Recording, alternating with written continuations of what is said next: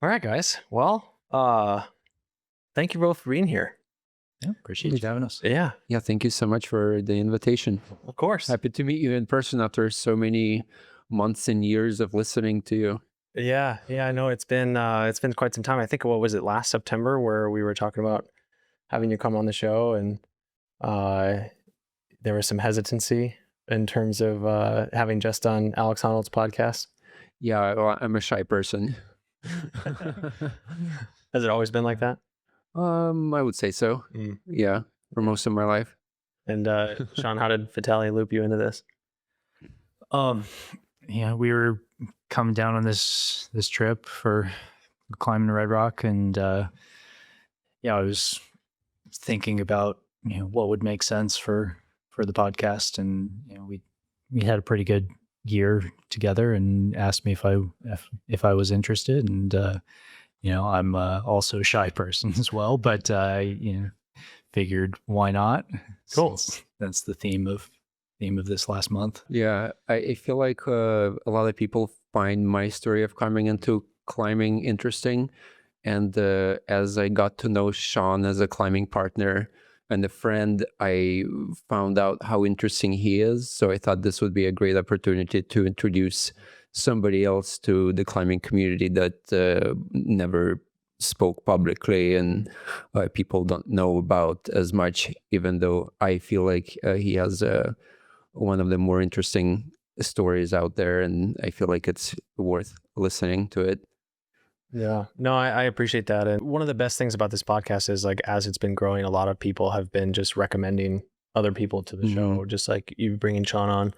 And that has been just so tremendous, because I mean, the premise of the show, right, is the climbing majority. And it's really hard to find the majority when you're just searching for people online, because how else are you supposed to find people, right? Yeah. It's like Instagram following, climbing magazine articles. It's like the more loud you are, the easier you are to find. And so it's all these people that don't share and don't talk, that are impossible to find. And I've been grateful enough to have recommendations like this, to have people like yourself on. So really cool to have you both sitting here. Super. Oh yeah, happy to meet you in person. Thank you. Yeah, absolutely. You guys been climbing in Red Rock? Yeah, we spent the last 6 days here and climbed for 5 of them. Sean has not done the 3 of the classics, which in my opinion are some of the best climbs in the whole country. It's one of my favorite places to climb in general, Red Rocks, because you can combine so many disciplines: face climbing and crack climbing, and then laybacking. Some things are bolted, some things are exciting. It's just awesome. What would you say that the 3 classics were? Well, Rainbow Wall, Cloud Tower, and Levitation 29. My 3 favorite climbs here so far. And is that what you guys got on this weekend? This week? Yeah. Last 5 days? Yeah, we did Cloud Tower, then Rainbow, took a rest day, Levitation, did Time's Up yesterday, and then Armatron to Nightcrawler link up today. That's awesome. So good amount of climbing. I've really not spent much time here. It's been almost might be 8 years since I've last climbed. So wow, Red Rock. Red Rock. Yeah. Had you been on any of those routes before? I did Armatron. Okay. 10 years ago. How did the triple go? Did you guys on site? How was the performance? I've sent all of them in the past. Yeah.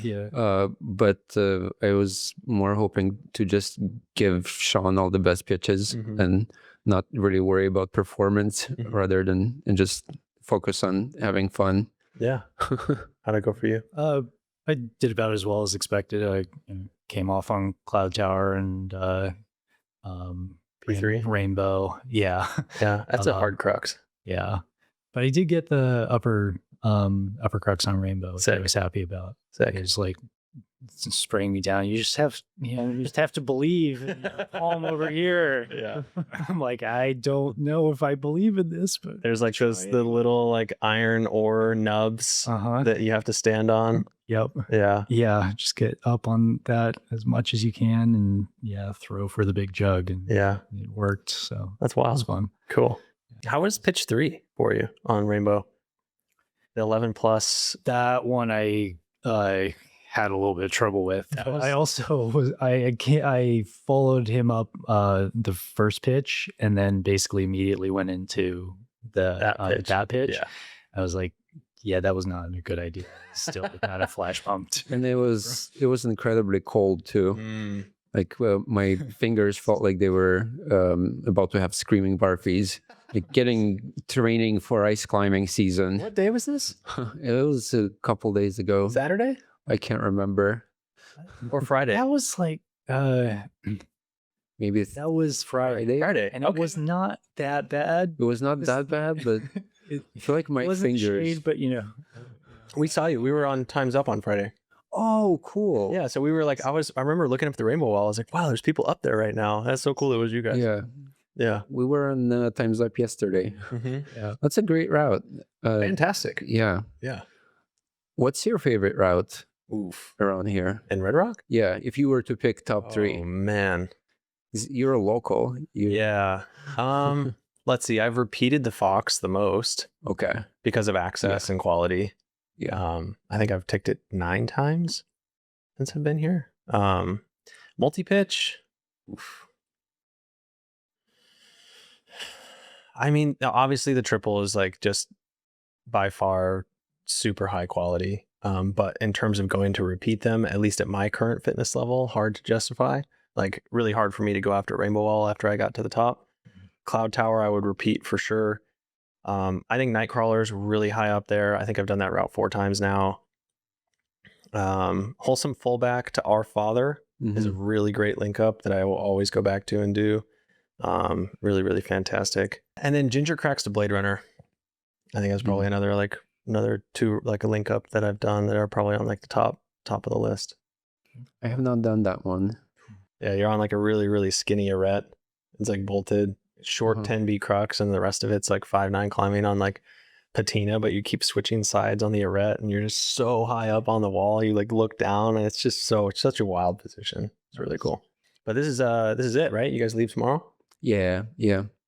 Would like to come back. I would hope that we could get better over the winter and maybe try the triple or double at some point for linking up Levitation and Rainbow Wall at least. That's the double, right? Yeah. I would like to come back. I'd trying to spend a little more time rock climbing during the winters. Have tended to just go ice climbing for 6 months, as long as the ice season extends. So Where are you located? I'm in Salt Lake. Okay, and you're in Salt Lake as well. Yeah, me and my wife moved a couple years ago. Okay, cool. Yeah, I definitely could see the weather. At least that's one thing I've tried to avoid in my life is just like avoiding the snow. Well, you picked a good place. Yeah. I lived in Reno for 1.5 years, and even that, I was just like, I cannot do the snow. I love visiting it, but living in it is a different story. Yeah, I have so many good friends that live in Reno. It was on the list of places to move to. Access to the Eastern Sierra and Tahoe is incredible. I feel like Reno is one of the sleeper cities for the outdoorsy. You'd be surprised though. So I lived there for 1.5 years, and I was fed up with the access because it seems close, but like the Woodfords, Tahoe, Donner, Yosemite, it's all like an 1.5 hours away. Like it's kind of far if you're trying to do like, there's no such thing as a day trip, right? Yeah. You know, like, oh no, you can go out for a day and then come back, but like half a day where you're trying to like go out and do something and come back and do something, you can't really do that. It's just more time commitment. Like here, it's 15 minutes to the trailhead.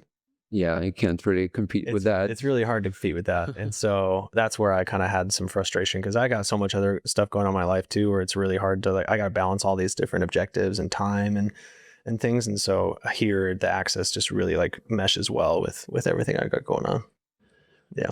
I gotta say, when I got into climbing, even if I had to drive for 10 hours to go ice climbing in the wintertime in the Eastern Sierra, I would be totally psyched to do that. And after you spent enough time driving and climbing, you change your opinion. You can do a lot more when you are psyched on something, when you truly are in love, and you would go halfway around the world to see the love of your life. And the same thing with climbing. When you get into it and you are just a excited beginner, you would drive for as many hours as it's necessary so that you can climb for 5 pitches and drive back for 20 hours to be at work on Monday. It's an interesting evolution. It's something that evolves over time, though. I think that after doing it for a while, that sort of like passion for spending more time driving than climbing probably fades, right? Yeah, where a friend of mine texted me and asked if I wanted to go climb this ice climb that is 2 hours away from us, and it's only 1 pitch, and I'm like, no, I'm just not gonna do that. Yeah. Yeah, for sure. Yeah, it's there's definitely a reason why people move down here. Access is key. It allows you to do so much. Well, awesome, guys. I'm super psyched to jump into ultimately the larger part of this conversation. And Sean, this is your first podcast, right? Yep. Yeah. Awesome. Have not been on a podcast before. Cool. That's awesome. You are joining the ranks of many who have been on this show for the first time. So I welcome you. Time to break him in. Yeah. Hopefully, I've heard a lot of people have first time experiences on podcasts and then they become jaded and they're like, don't go on podcasts ever again. And so I hope that that's not the case today. So I hope I give you a positive experience and you can get burned by somebody else and not me. First, we're going to talk to Sean. I want to kind of give you the chance, give you the mic, and have you talk about your background. So, you have a unique background in climbing. You speak multiple languages. You've lived in China as a teacher. And your life necessarily always wasn't centered around climbing. Bring us to kind of like bring us through, like talk to us about how you kind of came to this world, what you felt was influential, and ultimately how it kind of led you to climbing and where you're sitting in this chair today. Yeah. Climbing was, definitely not part of my life growing up. We lived in Salt Lake a little bit. I moved all over. I moved about once a year until I was in university.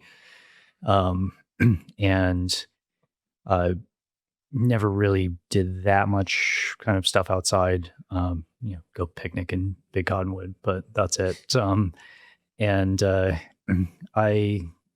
kind of always liked languages, had a facility for them, did Spanish through school. And then when I went to university, I basically picked Chinese because it was the hardest language available. And I took that, as one of my majors. I also majored in philosophy, which I've, not really used other than in general in life. I mean, maybe in a career sense, but you probably use it a lot to reframe like the way you think about life and stuff. Yeah. Yeah. I think, whether or not I had studied it, I think that's probably just a way that I look at the world. Yeah. Cool. And so I went to China to, continue my language study and thought I wanted to teach in the long term. I did a little bit of that, and I, had a great experience. I taught at, postgraduate students, and then I taught at an international school at the second grade level, and very different experiences. But were you teaching English? I was teaching English to the postgrad students, and then all subjects except Chinese to the second grade. In Chinese? In English. Oh, okay. But yeah, across subjects. Yeah. Cool. And when I was living over there, had some, I traveled around and saw some of the country, and it's a beautiful, beautiful place with so much to see. And one of the things I was interested in was going hiking and exploring the Siguniangshan area, so the Four Sisters peaks in Sichuan province. I went in there and just kind of went by myself, backpacking, and decided I was going to see how far I got up a mountain. And it's like, it's like 6,000 meters, over 6,000 meters in that area. And just kind of bumbled around and didn't get very far, but found that kind of interest and wanted to do more. And I was supposed to go trek to Everest Base Camp the next spring. And that got canceled, but as an alternative, there was a trekking peak that I could do. So I went and did Lobuche East, so 6,000 meters. And that was my first like true, mountaineering climbing experience. They we top roped on a glacier with ice tools and flailed around. And I actually ended up getting HAPE Oh my God. at the summit.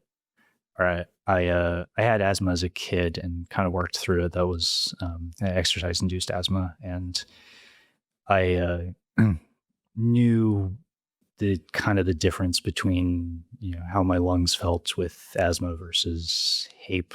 It was like, yeah, this is probably what I've got. I need to go down.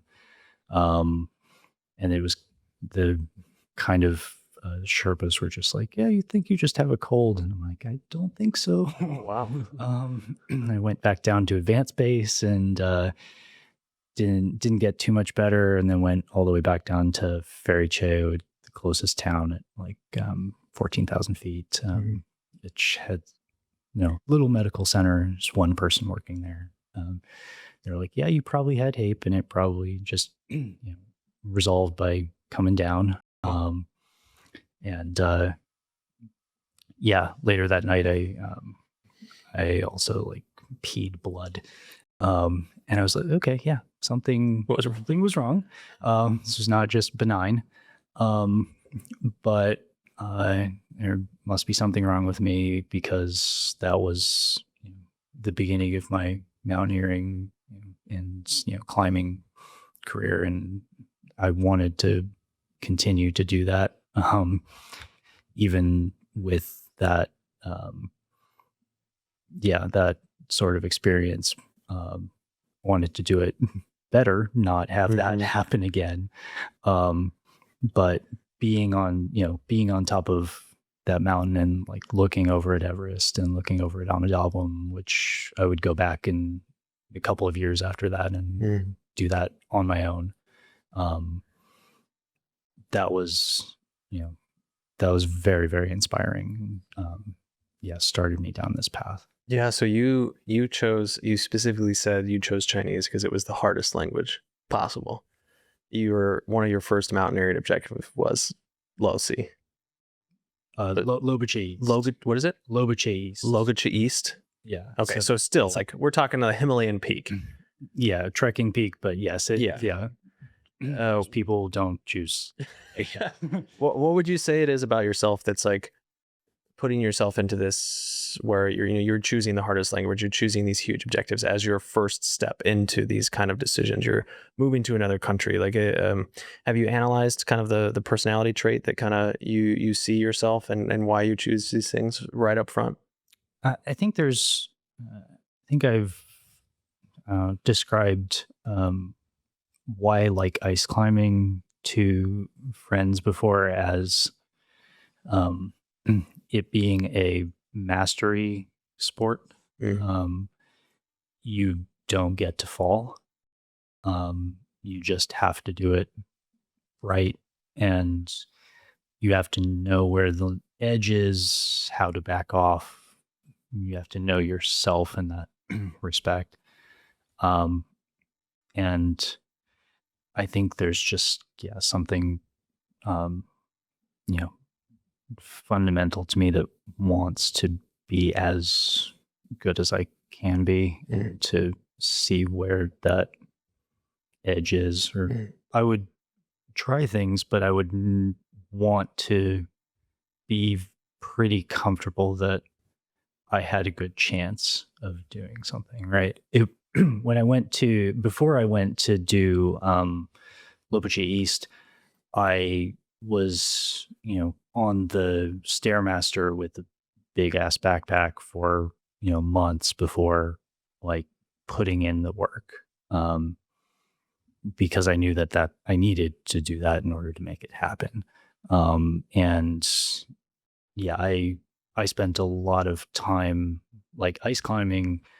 I did not have a mentor in any respect. I was always like, I'm the guy leading. So you better know what the right level of challenge is for today, because you're not getting bailed out. So I had I guess both kind of ambitious but incremental in a certain way. Interesting. And how old were you when you moved to China? I was 20. I went to university at 17 and graduated just before I turned 20. Okay. And how long were you there? In China? Yeah. 3 years. 3 years. And then you came back to Salt Lake? I went to Spain and did my MBA. So yeah, I had interest in entrepreneurship and ended up in kind of the mini entrepreneur, mini CEO inside of a company role with product management and a couple of software companies. Did that in parallel to climbing for a number of years. While I moved back. I moved to Salt Lake just after Spain. Okay. I did a climbing road trip around the country to figure out where I wanted to live, and then ended up in Salt Lake with the right job. Yeah. So, you have quite a unique and, I don't know, personal story when it comes to the mountains and loss and how that kind of shapes us. I mean, this is just kind of like a time for you to, I guess, tell us that story, however you feel you'd like to share. And then I have kind of some follow-up questions about how you kind of handled the event itself after the fact. Yeah. So 2.5 years ago, I was in a climbing accident. I'd gone out ice climbing with a good friend of mine who I'd known for a long time, Meg O'Neill, and another friend of hers who I'd actually just met that day. And she was kind of had been ice climbing for a year, but was super nice person. Got along easily on the car ride out to go ice climbing, and I was gonna kind of lead everything. And Meg had surgery that winter and was just getting recovered by the end of ice season, and so we had done a lot of ice climbing together. That was kind of her main passion, and I was happy to help her get out and do something before all the ice disappeared. And we went out to Duchesne in eastern Utah, and went to climb Raven Falls, which is a 2-pitch water ice 4, and got up the first pitch just fine. Got to the second pitch, and it's a pillar about 40 feet tall and was maybe 10 or 12 feet around or across. So big, looked pretty solid. It was wet because things had been a little bit warm, and it was the end of the season. But from what I could tell assessing it, it seemed pretty stable. But so Meg's friend was belaying me, and I climbed up the pillar. It was hero wet ice, and then I got to the attachment point at the top. It changed to hard, brittle, drier ice, and a couple of swings into that, and the whole thing collapsed. And I just fell straight to the ground. I had put screws in because it seemed it was quite a stable looking feature. So I may have been pulled off by the rope. I don't actually remember. I remember getting to the top, breaking it, and then I hit the ground. I basically hit a big chunk of ice directly into my back and kind of got jackknifed. And as soon as I was on the ground, I knew that I'd broken it. I could feel stuff moving in there, and I just kind of rolled myself over into recovery position, and then had Meg's friend say, where's Meg's under there, and Meg had been taking pictures and walking around, and she was just in the wrong place at the wrong time and got crushed under the falling pillar. And we, Meg's friend tried to get her out or find her, and just wasn't going to happen with, people-sized chunks of ice everywhere. There's no way to get her out or do anything. And I basically said, you need to go get help. You should fix the rope on a tree or as our anchor, so that people can get back up easily. This is how you do that. We didn't have service in that area, and we didn't have any reach up at the second pitch. So she had to go down, and she wouldn't be able to come up and help me at all. So I got her light puffy. We had to put that under me as much as we could without jostling my back too much. And I had basically been leading in a t-shirt and a shell. And so I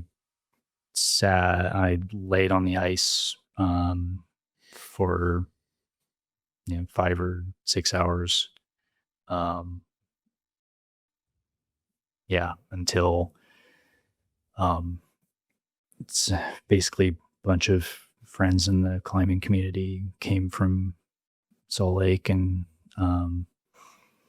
came up and got me and helped move me to where helicopter could long line me out. I got put in a harness, not a backboard, nothing to protect that, and also ran into a tree while I was getting long lined off. Chris. And then I got dropped on the road, and then a couple more helicopter flights back to Salt Lake. And Dropped on the road or set down? Set down on the Okay. Please didn't fuck that one up. 5-star EMS service. Yeah, exactly. And when I was in the helicopter, I remember them saying, the paramedics being like, okay, he's at 95 now. I'm like, oh, okay, 95 degrees. What did I start at? Mm. And they didn't tell me, but I was definitely quite cold. Definitely hypothermic by then. And glad that I at least got out of there. What was that mental process like, sitting there for 5 hours? Yeah, that was pretty terrible. I mean, that's probably the worst moments of my life. How much of it was dealing with the pain and dealing with the reality of your own circumstances versus realizing the reality of the death of your friend? Like, was it a combination of both? Which one sat more heavy? I mean, yeah, they're both very, very present. Yeah, I mean, I didn't even know exactly where she was. It basically felt like I'm sitting here dying on top of my friend who is dying, or dying or dead, who's probably dead already. And so, yeah, there was a whole lot of, the initial feelings of, I fucked up, or I should have done something different, or I should have seen something, or, and, a lot of uncertainty with, what is anybody even going to get here? Nobody, like, people out in that area don't even know that there's ice climbing there. There's really no training for the local people. Luckily, Dustin, who's one of the people who helped come get me, did some training with them later, which was awesome. But yeah, that uncertainty of what's going to happen, and then just the pain, which was significant, and then not being able to move at all and feeling the cold. I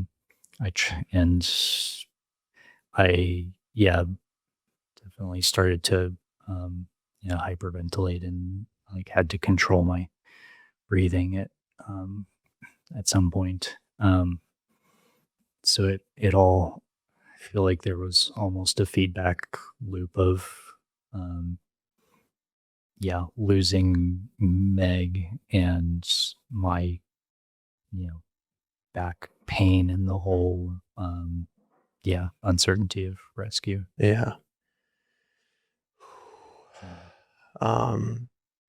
How, like, at any point, because they talk about, like, especially traumatic injuries and like how Alpine and adding the hypothermic state to like a point of acceptance or a point of just like giving in to the circumstances. Like, did you ever get to that place where you were kind of just like, man, it would just be so nice to pass out and go to sleep? Or did you like fight the entire time? And if so, what kept you fighting? Yeah, I think it was, it was fighting the whole time. I probably didn't get to the point of hypothermia that kind of makes you give in. I don't think, I don't think anybody's like, it's not a problem with somebody's will or will to live by the point that they're extremely hypothermic and they give up. It's just a scientific fact of how that works. But for where I was, I still had that animal fight in me, and I was definitely waiting for the helicopter. I was pretty sure that was definitely going to be the answer. So there were certainly moments of when is this fucking helicopter going to show up? Oh my God, I wish I could hear the helicopter. And then when I did, it was still another hour and a half or 2 hours before they actually got to the right place. Wow. Did they ever fly over you? Yeah. Oh man. There's this show called I Shouldn't Be Alive. Have you heard of it? Yeah. Yeah. Almost every episode where someone's getting rescued, there's always a point where the helicopter or the rescue team passes them by at some point just to leave them wondering what's going to happen, to then like come back and actually rescue them. So it's crazy that that's what happened to you. Yeah. Yeah, actually, it didn't quite know what drainage I was in. Wow. Because, I mean, right, they didn't have the info. Meg's friend had gone back to town with the car, so the car wasn't there. There wasn't a marker to make it obvious. And it's night by this point. It was not night. It was probably, and so this was April 2nd. And yeah, it was basically noon when it happened, and it was like 6 o'clock by 6-ish when I got long lined off. Yeah. You had mentioned quickly about the fight. You said it was almost animalistic to the point where we all have this kind of like survival instinct, right? I do feel like there's a human element where it's personal to each person on reasons why we survive, reasons why we fight. Was there a specific reason that you kept kind of repeating in your mind of the reason why you wanted to stay alive? No, I honestly don't feel that logic came into it, really. I think it was, it felt more instinctual. It's just, this is what needs to happen. I mean, the thought, like, I want this to be over. But I knew there was no way of actually giving up. It's like, it's just it's going to be what it is. I'm going to experience this. And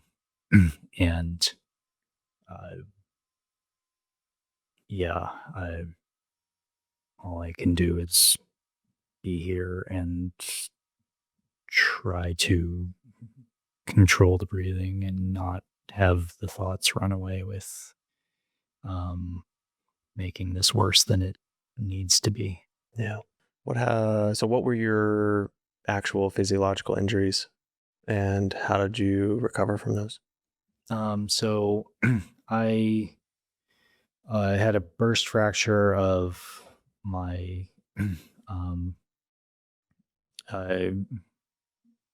L2. So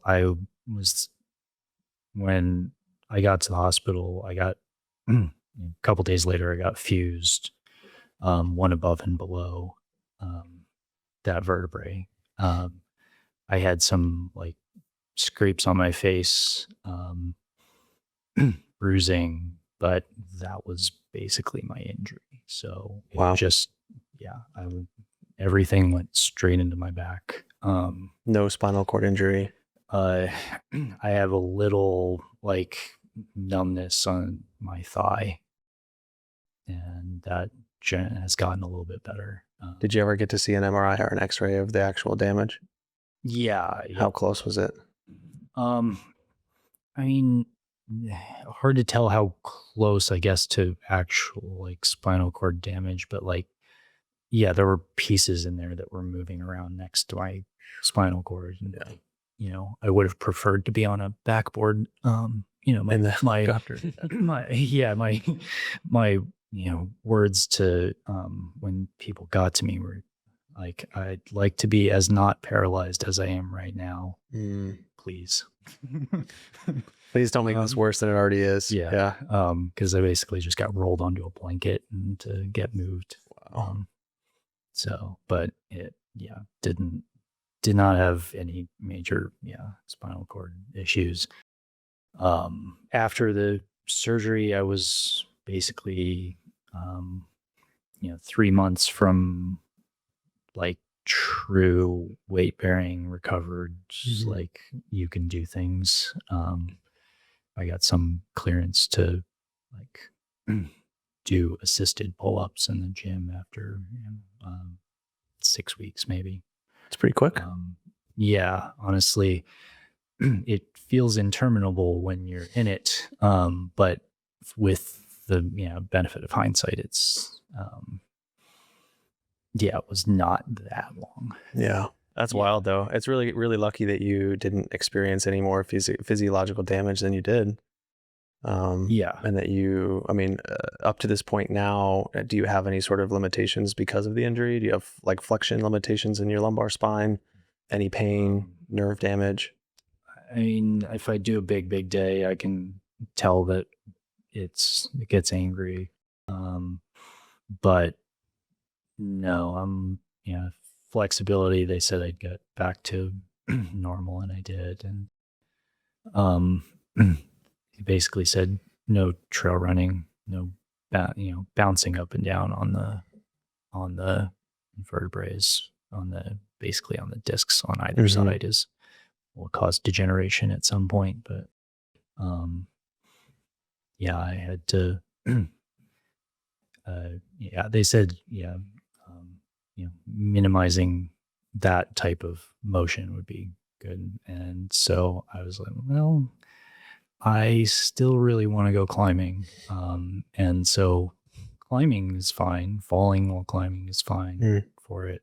I was like, well, I'm going to hike in places. I'm not going to go running if I can avoid it. And it's really feels like the instructions they give you, it just feels like a crapshoot for when you're going to have another issue, when you're going to have to be fused further. Could be a couple years, could be 20 years before things degenerate. And so I'm at this point, it feels pretty much, I'm 100%. I'm stronger than I was before accident. And the recovery, I guess, went quite quickly. And there's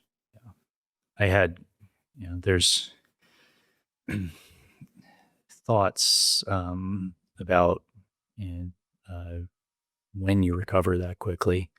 I was climbing, I was leading like 4 or 5 months after, and like, why am I doing this? Like, why am I okay to do this when other people are not? Meg's friend has had a very different reaction and different priorities after the accident, and her recovery doesn't look like my recovery. No, it seems like you're alluding to more of a psychological recovery than a physical one. Yeah. So let's dive into that. I've from guests that I've talked to on this podcast who have gone through similar loss and grief in their life, they've described it as a personal journey, both in its uniqueness in the way that each person processes it like person to person, but also in the way that it's personal, in the way that no one can really help you get through it. It's each person's own journey to figure that out. So how have you processed kind of the loss and the grief that have, been built around this accident? Early on, it feels like the end of the world, and cliche, but the stages you go through are the same, speed is different, but it has to feel like hell for a while. Like you don't get to skip it. Yeah. And at the point I was able to at least like think about something other than the accident. I did, go to therapy and get help that way. And there are definitely tools that help. And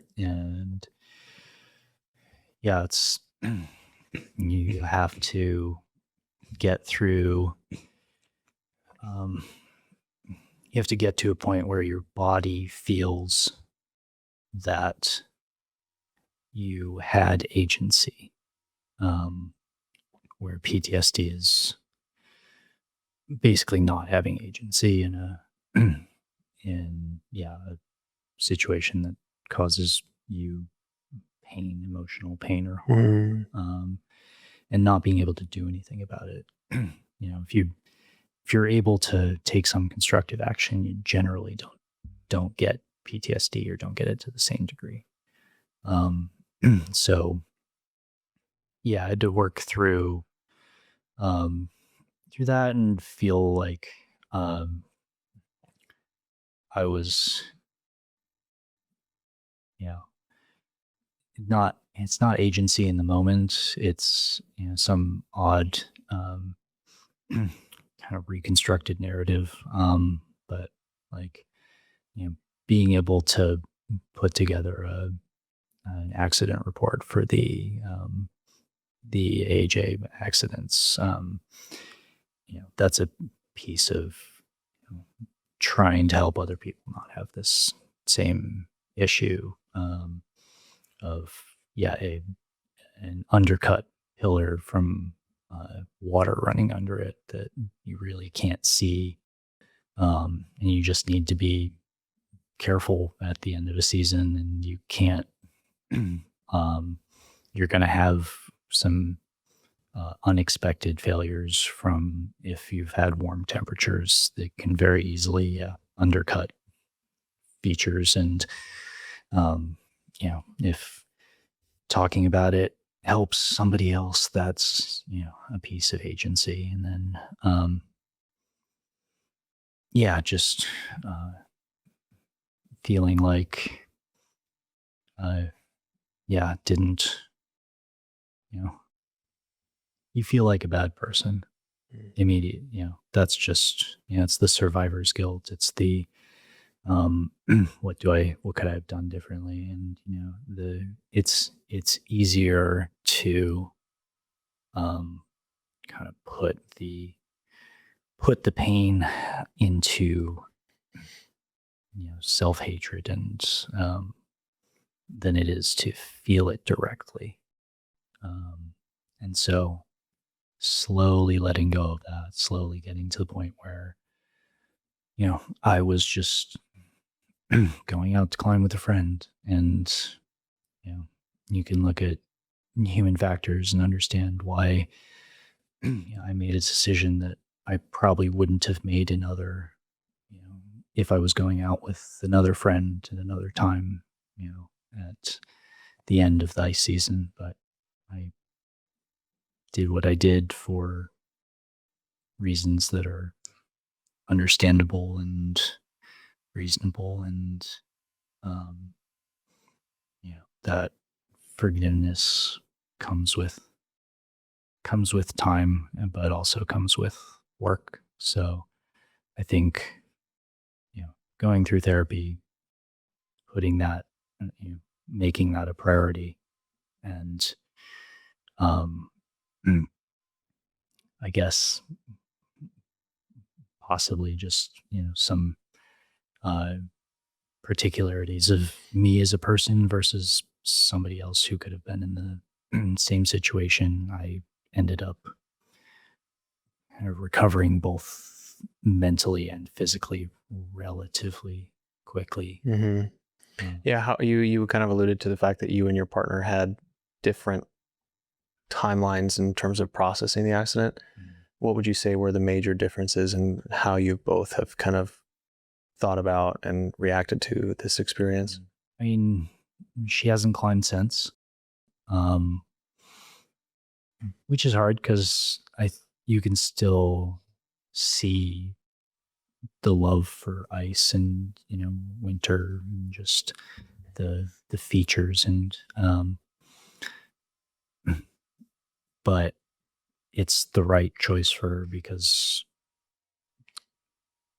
her I guess relationship to the accident it feels, I think it probably feels more present still. Um, and yeah, she just has had a longer road to feeling more normal and being able to live a more normal life.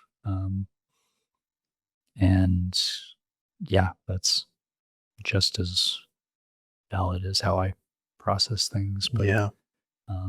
yeah, unfortunate is it's, this, yeah, the whole, trauma steals part of your life from you. And, you're forever changed, and yeah, you lose time, you lose people. But yeah, there seems to always be a a light at the end of the tunnel somewhere, even when it doesn't feel like it. Yeah. You had mentioned the word agency, and some of the things I've listened to with people going through certain types of trauma like this is kind of like you said, like a lack of agency, or a feeling of like a lack of control over their circumstances, or maybe even their own actions, or maybe even control of their own safety. Um, how did you reestablish that connection with your agency, with your control over your actions, with your control over risk management? Like, what kind of steps did you take to reintroduce yourself to feeling more in control of your life? Yeah, I guess, in addition to kind of the accident report, and there's, trauma processing therapy called EMDR that I did some of. Okay. That is, What is it? EMDR? eye movement desensitization, I believe. Explain that process to me. So you basically follow. I mean, it can be done a number of ways. It's basically moving your eyes back and forth, left and right, which puts your brain in a state receptive to bringing up traumatic events without having the same emotional response. Wow. Okay. And that was somewhat helpful. I think and I know other people who have had really good experiences with that. That was like partially helpful for me, but not as like revolutionary, but definitely a good resource. I guess, I guess I stated it before, is like, it's not necessarily like a terribly logical establishment of agency. For me, the form it took was basically lying in bed. It was my life was for a while. Just feeling sad, but also I guess putting myself back at the base of the falls, feeling like I was there, and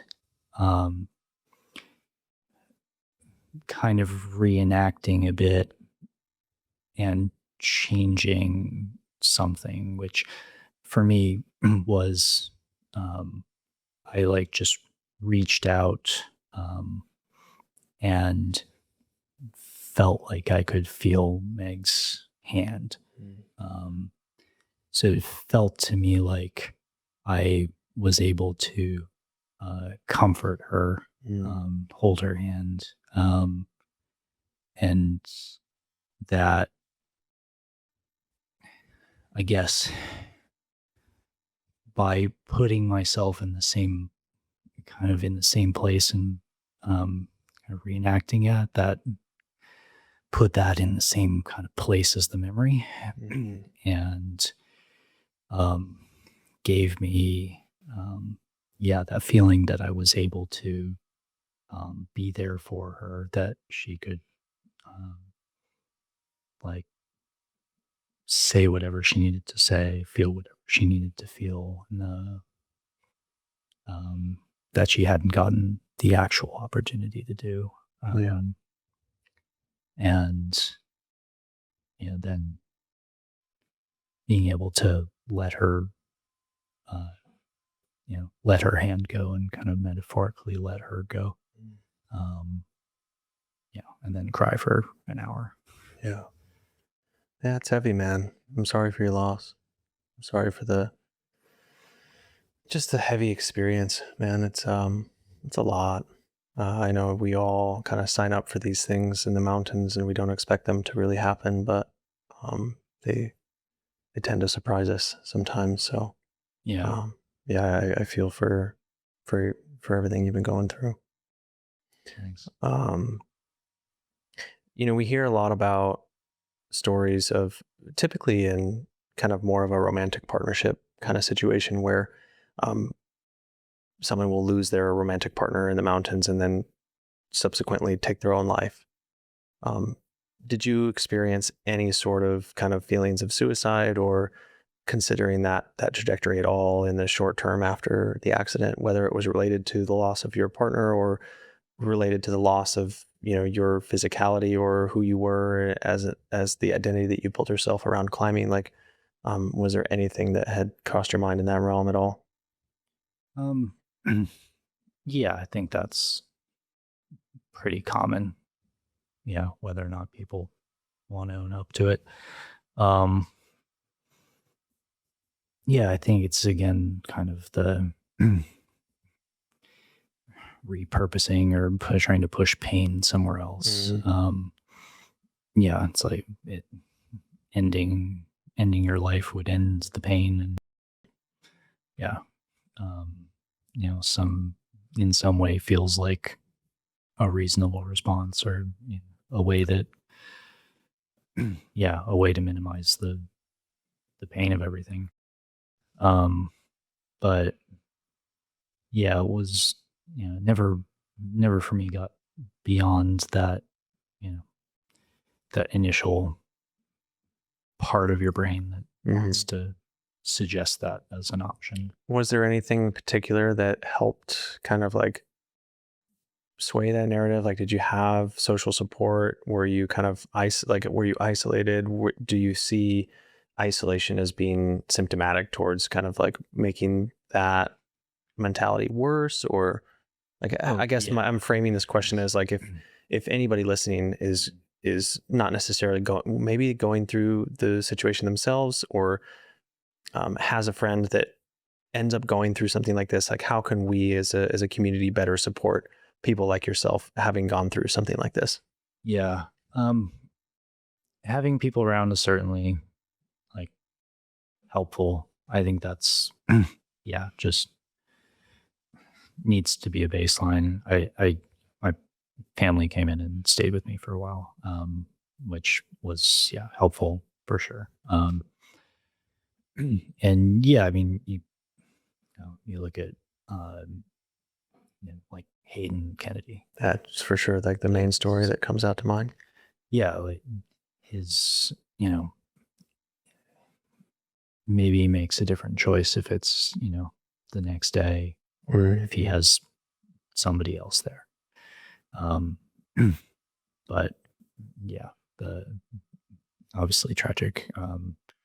But having people around is critical for after trauma. And I had a good community. A number of people came to see me in the hospital and just did feel like I had a good amount of support. So that was great. If you were to put what kind of support is best into either a word or a few words, what would it be? It may be different for different people, but I feel like presence without judgment is probably all that needs to happen. It's beautiful. Because you can't, I mean, you're not going to talk somebody out of anything, or you're not going to, there's no logic to be spoken. And if you know, whatever the person wants to talk about or is able to talk about is what they should talk about.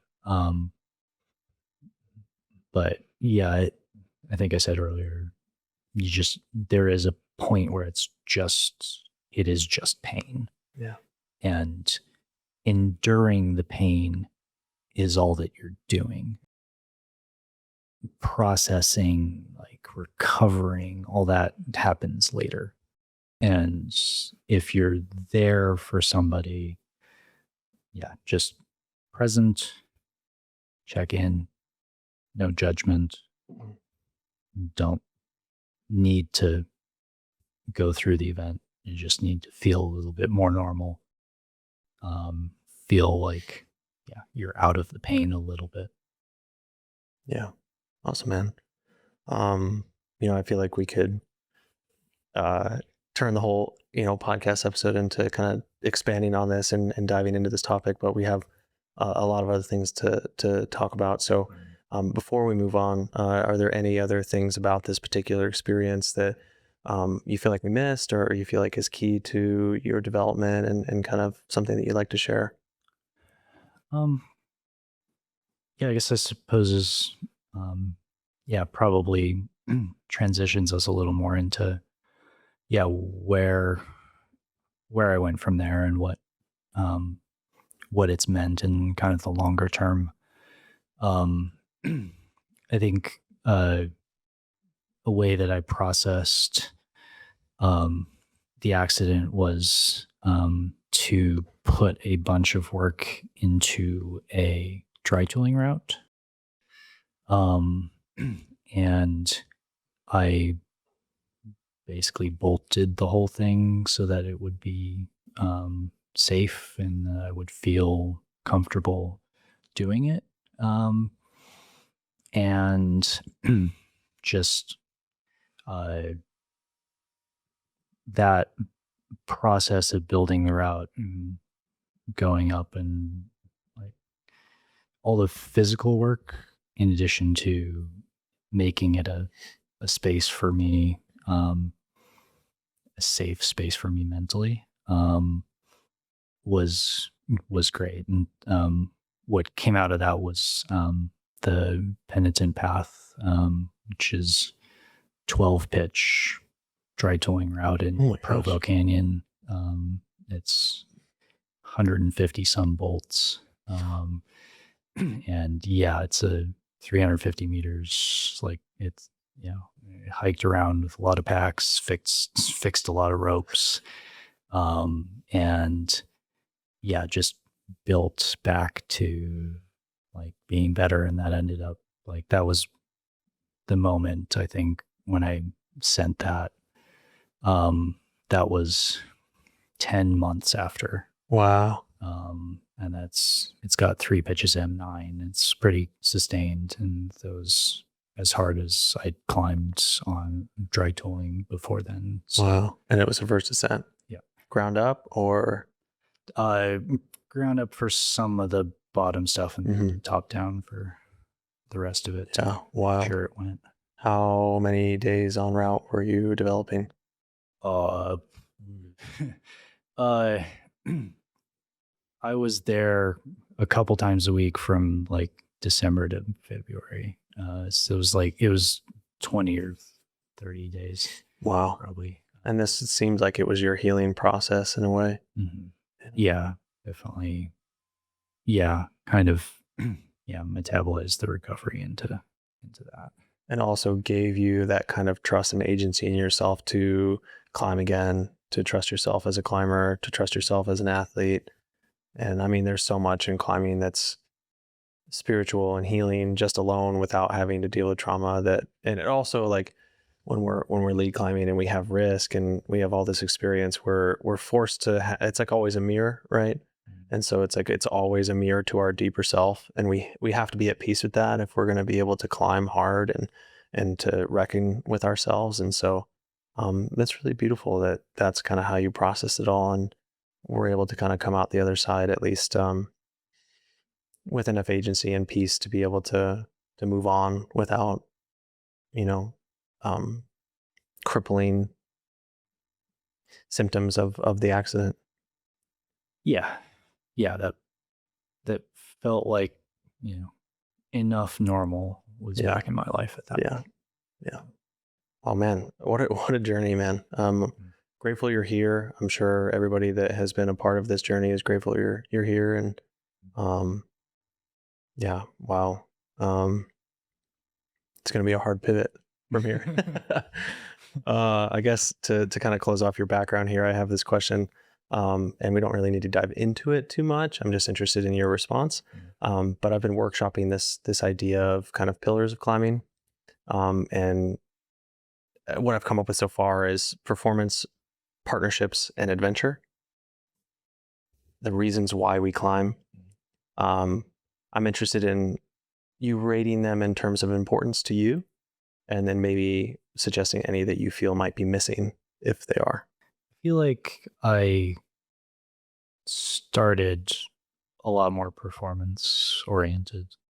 I guess I've also probably recontextualized performance more personally and relatively rather than externally and objectively. I like that. Yep. And yeah, that's always healthier. Maybe performance seems to be externally focused, but progression seems to be internally focused. Yeah. Okay. So maybe I should change them from partnerships, adventure, and progression.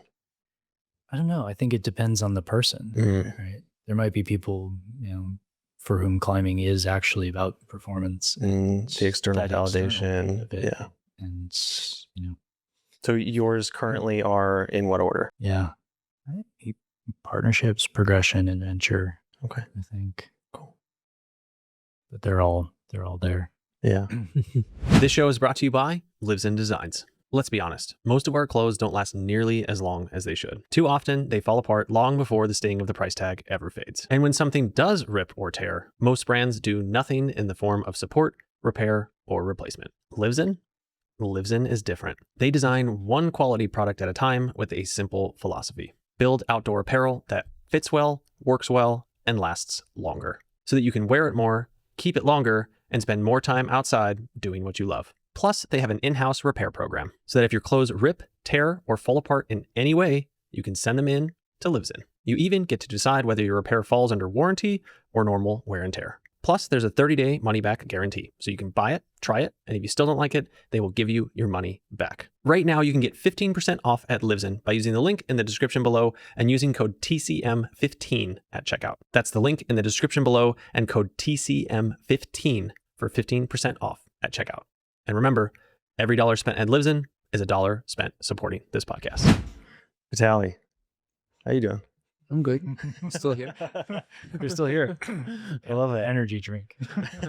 Yeah, you brought a monster just for this occasion. Done with it, yeah. Have you heard that story in as much depth and reflection? Yeah. Okay, I would hope so. we had a lot of time to spend together so far, as I'm sure we'll get into.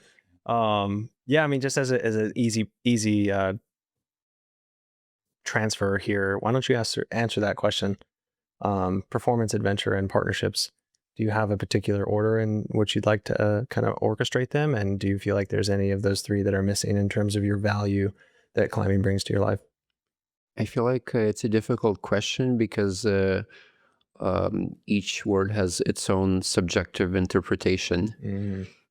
And I would say performance definitely comes last because without adventure and without partnership, performance is irrelevant. And it depends what you mean by adventure in this context, because as a lover of being outdoors, I feel like I could have adventure in outdoors without partnerships. And that's probably the most important to me, to interact with the nature. But I love the people that I meet, and I hope to develop stronger and stronger relationships with my partners, which is ideal to me. I don't like short hookups for sport climbing or something like that. If Tinder was out for Yeah. climbing, you wouldn't be a subscriber for that. Exactly. I'm not into Tinder dates either. Well, you're married, so I hope not. Yeah. Oh, yeah. I'm not gonna joke around too much. But yeah, I feel like performance comes as a result of adventure and partnership. And It's like it's a toss-up between those two, because ideally you adventure with friends. So probably partnership, adventure, and performance. cool. Yeah, Even though all of them are very important, and you can't really have one without the other two. correct. Yeah, I definitely see them as almost more of like a triangle. Yeah. It's like a triangle of climbing, and you can't have one without the other. Mm-hmm. But for each individual person, there tends to be like a weight Mm-hmm. on which side kind of ends up being more valuable to them. Yeah. And so it's just been something I've been workshopping with each person. And it's so funny because it's such a simple question, right? But each person, just like the difference between you two, you know, there's always some sort of personal reflection that comes from it. And it's really cool to see everybody's reflection on it. As I evolved in climbing over the years and interacted with many people, I realized how selfish climbers end up being, and how selfish I was over the years. And so I feel that, to me, performance lost its purpose as its own thing. Mm-hmm. Like, I want to perform. I train really hard to perform at a high level. I sacrifice money. I sacrifice, time spent with my wife, and doing things just for pure fun. So performance is obviously very important. And I know that my climbing partner relies on my performance in some way on the really important trips where both of our lives depend on it. So it's a very important part of climbing, but I feel like with time I am able to reflect more and be able to dedicate more time to relationships and the important people in my life, so that it's not all about just my own performance, which is not as important in the grand scheme of things. Yeah, I think it's all about more about like a passion, like what drives us to live, what drives us to climb. Yeah. Like, is performance, is our personal performance, like, is me climbing 512 on trad the reason why I wake up and go climb every day?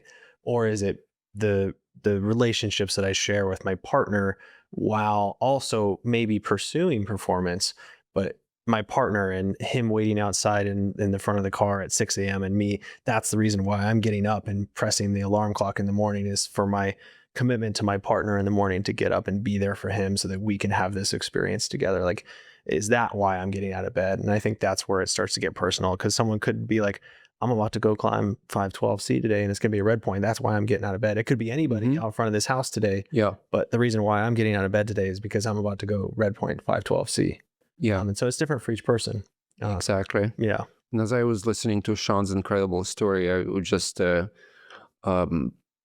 thinking that it's obviously very important to a person to be able to transition to some sort of a goal and regain control in their life after something traumatic happens. And even though performance would come in the end as you are trying to free climb this route, it's not the essence of the experience. It's not why you're there every day working and trying to gain some normalcy in your life. Yeah. There's something bigger. Yeah. Yeah. Performance becomes the agent of growth, or the agent of control that you end up having over the larger aspect of your life. Yeah. Yeah. Process. Mm-hmm. You personally have had your own journey through adversity and struggle and loss in a way, I think. Talk to us about, give us obviously you've talked about this on the Climbing Gold, so people can go and check that out. But personally, I'd rather not have everybody leave the podcast and go listen to Alex Honnold and come back to learn more about you. So give us a quick overview of kind of what your circumstances were, because I find them extremely unique. I have yet to hear anybody anywhere with a similar story and circumstances that you've come from, especially to where you've kind of found yourself now. So yeah, talk to me about your childhood and how you came to America and what you kind of dealt with.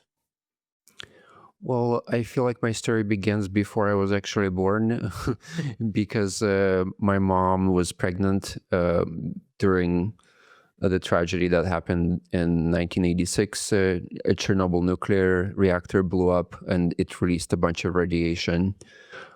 So she was pregnant just north of the reactor, and most of that radiation and waste products traveled north due to wind exposure. And she ended up having some difficulties during birth. I was supposed to have a brother that came out dead. And as I was growing up, after I turned about 5 years old, I started experiencing all kinds of autoimmune issues. And I ended up with some sort of a skin infection, which led me into the hospitals, in and out of hospitals for about 3 years in a row, from about when I was 8 to 11 years old, or 9 to about 11 years old. And I was basically going through a cycle of full body skin infections, where I would scratch my skin off, like completely scratch my skin off. There would be no skin. There would just like be meat present. And then it would get covered in bandages, crossed together, and then infection would start up, and I would be covered in pus, and pus-filled boils. I basically, and then I also had severe asthma as well. And my mom did not believe into using an inhaler. She thought that if I start using an inhaler, I will not be able to overgrow it. She was not aware. Yeah, I'm not, upset at her. She was doing her best to raise me in that sort of a condition. And she divorced my father when I was 5, so she had to do it all on her own. It was an incredibly difficult process for her. I was living in hell every day of my life, and since I started school till we moved to the United States, I never attended a PE class, because when I did attend school, I would just wear clothing that would cover my whole body, basically, aside from my head. And playing any sports or doing any sports was just not in the cards. So over time, my skin got better. We found the right ointments, and at this point, it's not a problem. I feel like the clean air and ecology, and we moved to San Francisco, which was extremely helpful, and I was able to overgrow my asthma over the years. But even though I seemed to overgrow the skin issues, when we moved, I was trying to help my mom and work in Domino's Pizza to help support, basically support the family, because she was a single mother trying to take care of me, and she did not have a high-paying job. Neither of us spoke English, so it caused other problems there. But because I started working in Domino's Pizza since I was 14 years old, passing out flyers, and then starting inside when I turned 15, I gained a lot of weight. And by the time I was 16, I was 300 pounds.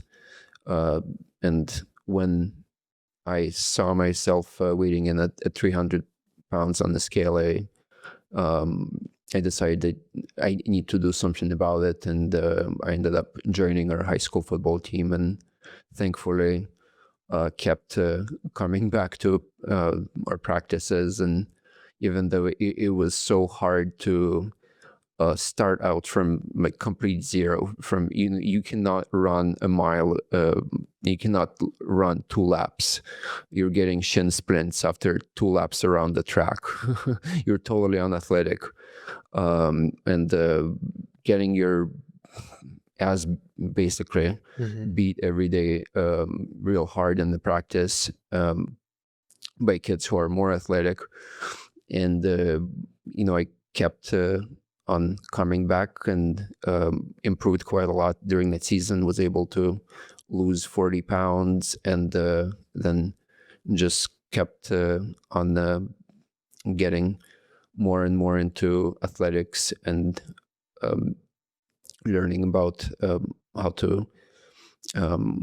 to train and how to increase your endurance. I got into Muay Thai, kickboxing, boxing, and weightlifting as well, and was able to somehow find my way into climbing in the end by some random coincidence of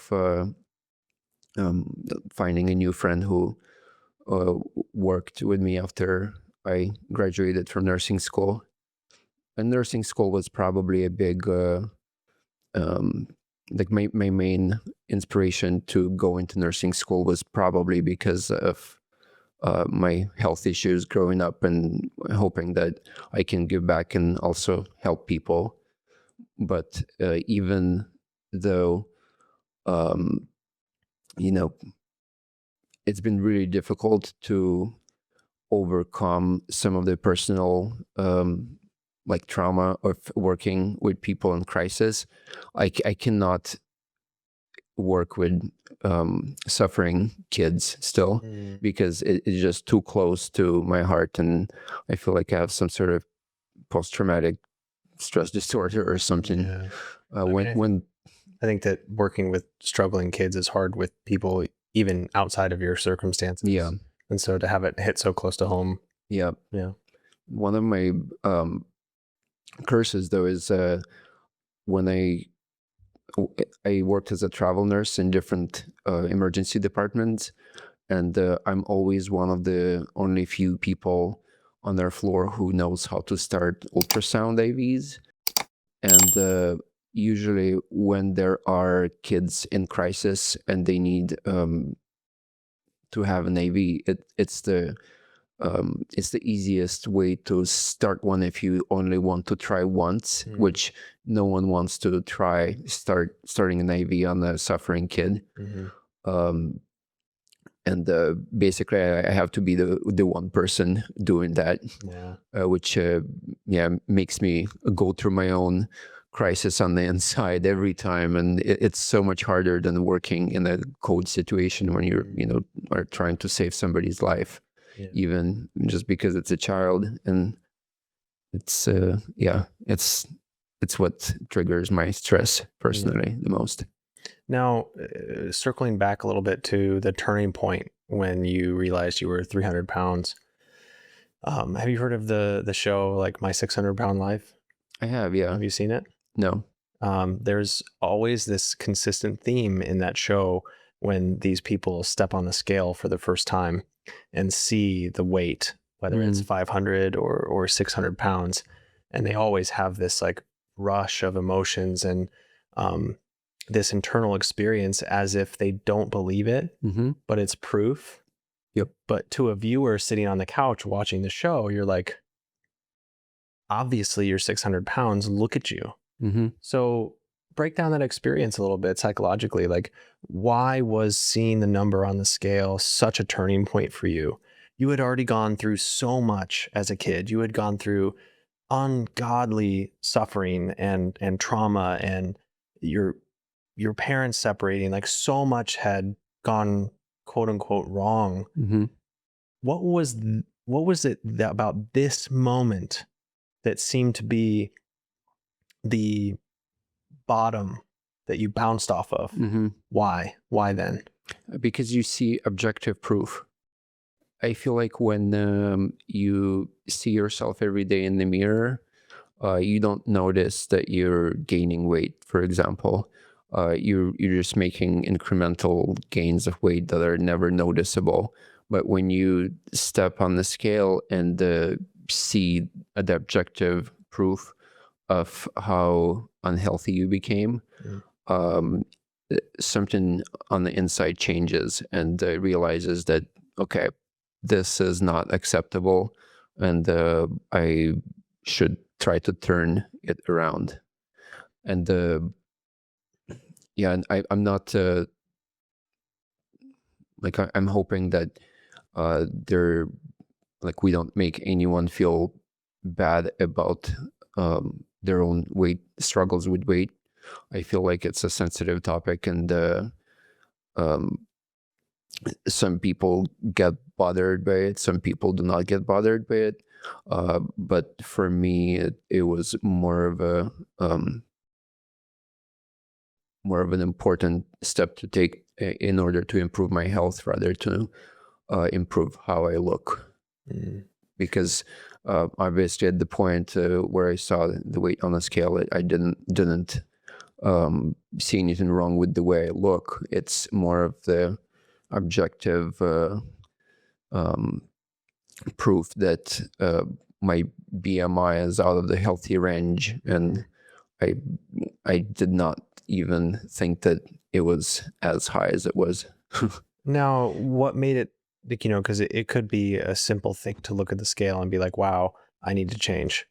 That seems like a logical approach. But then you carried with that to losing 40 pounds to end up joining Muay Thai and losing 120 pounds. Like you took it all the way in the other direction.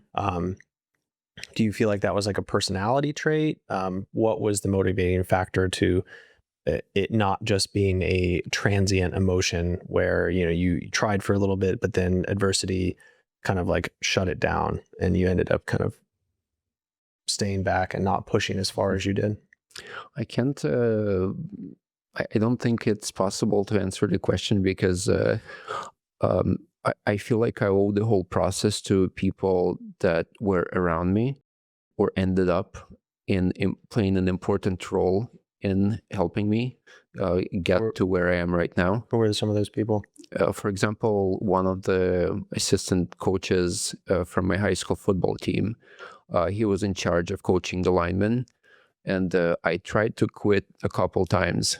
I'll be honest about that. It was really hard for me, and a couple times I did not show up to practice, and he called me and he asked me what's going on, and I told him it's freaking hard, and I'm going through hardship, and it's really difficult for me to keep going. And he said the things that I probably needed to hear at the moment. I don't remember what they were, but I came back to practice, and with time, I just realized that I proved to myself that I don't need to quit, because I can handle the hardship and stress. And it's probably maybe there is an internal trait that comes with it, and that's why we desire to climb the hardest imaginable mountains and objectives, and not take the easy easy way out. And just like what Sean said in the beginning of the podcast, you see the challenging thing ahead, and instead of thinking that I should take a trip to Hawaii and drink Mai Tais on the beach, I want to do that. I want to risk frostbite and hape and and suffer with like-minded people. Yeah. And then you end up meeting each other, and you're like, whoa, why did it take so long? In the same light where Sean was talking about processing grief and the presence of others, where it was presence without judgment, do you feel like the coach almost served a similar role where it was presence without judgment. It was the coaches like, I understand where you are. I'm not judging you, but at the same time, we can do this and you can be better. And like, I'm here to help you. Like, do you find that phrase, presence without judgment, applicable to the circumstances that the coach played in your development? That's a really interesting question, because I feel like on our football team, we definitely had the good cop, bad cop pivots between different coaches. We had our head coach was definitely the bad cop, and his approach would be, like, cuss you out. You look no good, sack of shit. Just harden the fuck up and don't be a bitch. Yeah. And the other coach that would call me when I was just like, oh my god, this is too much, too much strain. I've never heard this before. Would be the good cop. And it's funny because when you asked me the question, I realized that I actually started assisting him when he became a head coach at a different high school. I became his assistant head coach, and he wanted me to play the role of bad cop with our players. And so I think maybe there was some of that there. Yeah. Yeah, but I feel like both parts were essential in helping you to get over some of your weakness, but then not break you down completely, but just enough so that you can improve. Yeah, that makes sense. Yeah, understanding that where you're at's not acceptable, but also knowing that like it's okay to feel where you are, but like let's build a foundation to grow towards this goal that we both understand that we need. Yeah, you gotta be pushed, but you cannot be broken completely. You also, I mean, your story accessing climbing, where you essentially hiked Mount Rainier as your first time, Shasta as your first time camping ever, had a big epic. That whole story to me just showed you have this gusto for just quote unquote going for it. I wouldn't say that. No, I would disagree. or was it just you had no idea what you were even getting yourself into? Exactly. Okay. Yeah. Okay. But it seems like even after the fact, like the objectives that you're choosing now, the things you're going for now, it has this element of just like, I believe I can do it. I'm just going to go for it. Like, do you resonate with that experience at all? Like, do you feel like, I mean, even as a kid, seeing that weight on the scale and making that mental switch of I'm going to go for this goal of healing myself. Like you have a vision, you have this drive, you have this passion for like chasing something that's not real or some vision that's out of reach. To me, I'm trying to grasp at some sort of congruence there with the child Vitaliy and kind of who you are now. Like, do you feel like I'm reaching somewhere that's familiar to you? Yeah, of course. I think there's more complexity to it than that, because you need to have a certain level of going for it attitude to say yes to things, but you also have to have enough patience and humility in order to survive. And I feel like with time, it took me a while to figure out what is an acceptable level of risk. And it may be a totally different acceptable level of risk based on an objective and how important the objective is to me and to my partner in our progression. However, I feel like it is important to cool that go for it attitude in your daily practice of climbing in order to get to the big objective.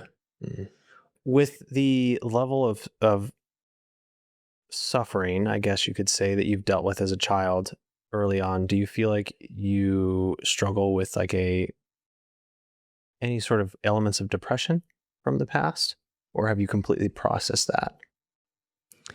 It's a difficult question to answer as well, because at one point I told my mother that I feel sorry that I am alive. For most of my childhood, I I did not want to be alive. I did not want to go through the suffering of basically getting through another day of having my bandages ripped off and Yeah. having medication poured on my burning skin. It was just a bit too much, and I feel like even after I moved to the United States and I overgrew all these problems, I became a lot fitter after the football team was done. Um, you know, I don't think I was that happy in the relationships with people that I had in my life when I was in college, because I just never felt like I fit in. I never felt like I belong. And I feel like when I found the outdoors, I no longer have the feeling that I have to act a certain way to belong. If that makes any sense, I feel like when I am out in the nature, I can just be myself.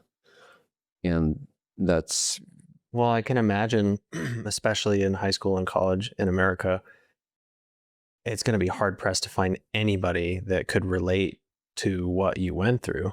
yeah. And So how are you supposed to have a personal connection with somebody that is on completely different playing fields of existence, right? Mhm. I could see that being a big struggle for sure. But I was no longer, I did not need anyone to relate to what I went through as a child. I was just in a similar kind of at that point in college. I was already moved on, and I was in party scene, and I worked as a bouncer, and I had plenty of friends that got killed by now or went to jail for a long time. Because of the lifestyle. Yeah, and I just never felt like I fit in that lifestyle, and I was really happy that I found the thing I truly love. Yeah. In the end, What kept you alive when you were a child? I have no idea. Did you ever, Just did you ever attempt to take your life? no. Did you? I never had a plan. Um, I guess I was just really good at suffering, and Not by choice. not by choice. No. Yeah, it feels a lot better when you do it by choice. Yeah. It is interesting. Like you were talking about, Sean, we were talking about survival, and you alluded to like an animalistic experience, and where it wasn't justifiable, it wasn't logistical, it wasn't like some sort of thought process of like, this is why I want to stay alive.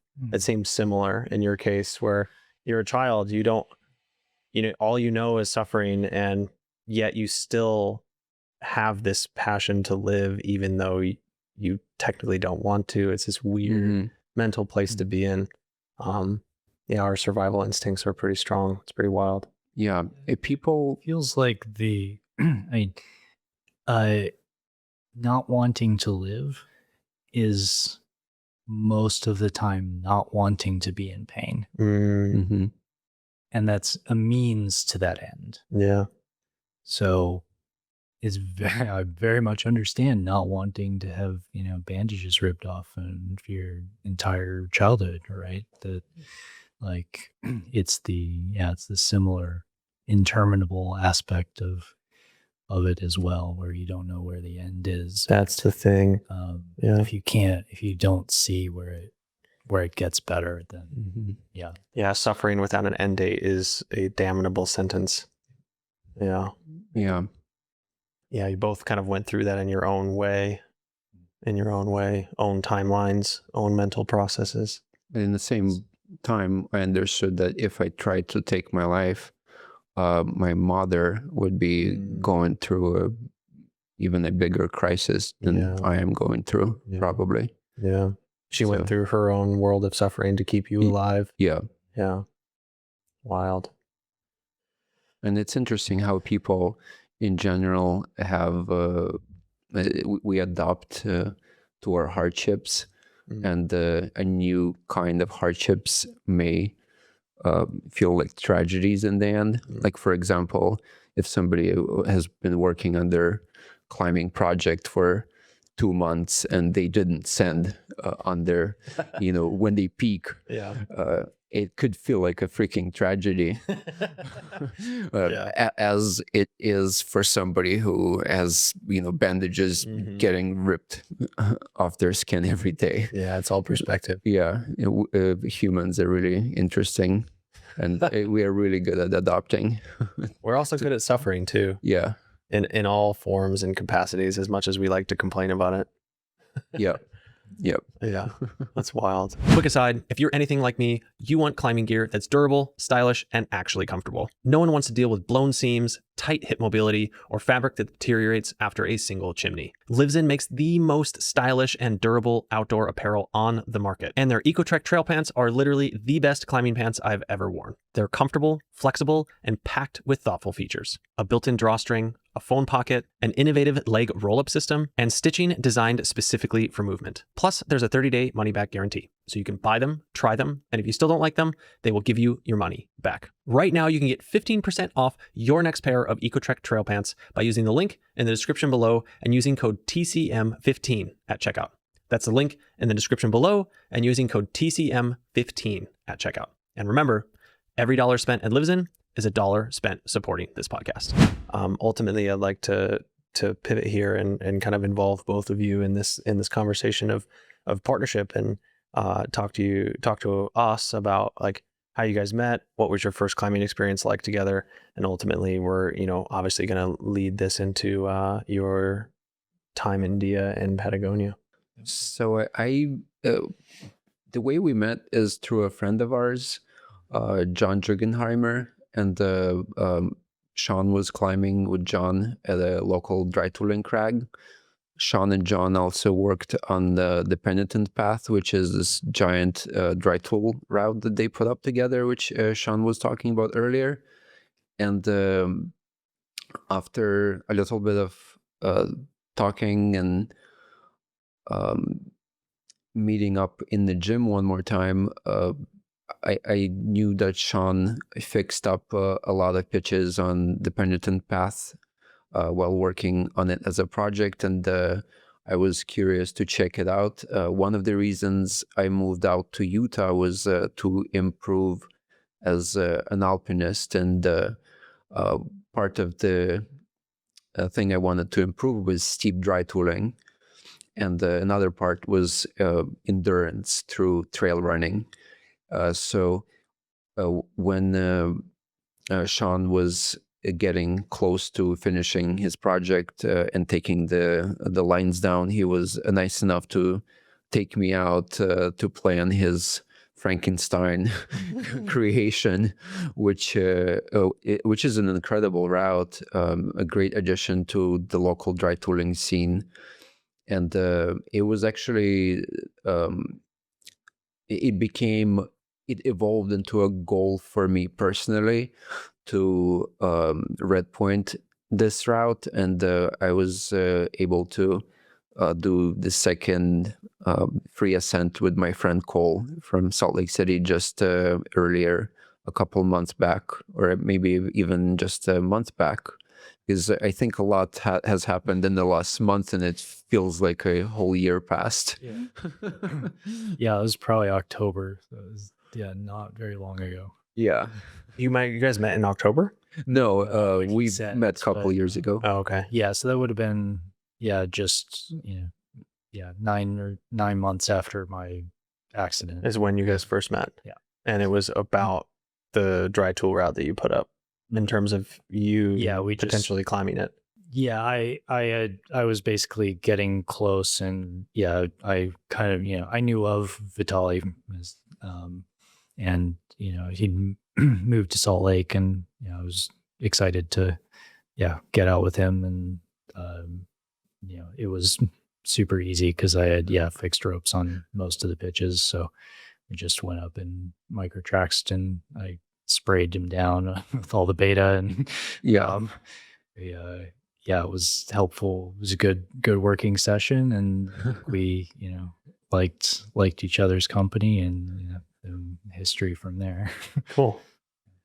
As you guys have progressed kind of in this partnership, so let's say, okay, you've had 2.5 years of climbing together at this point, right?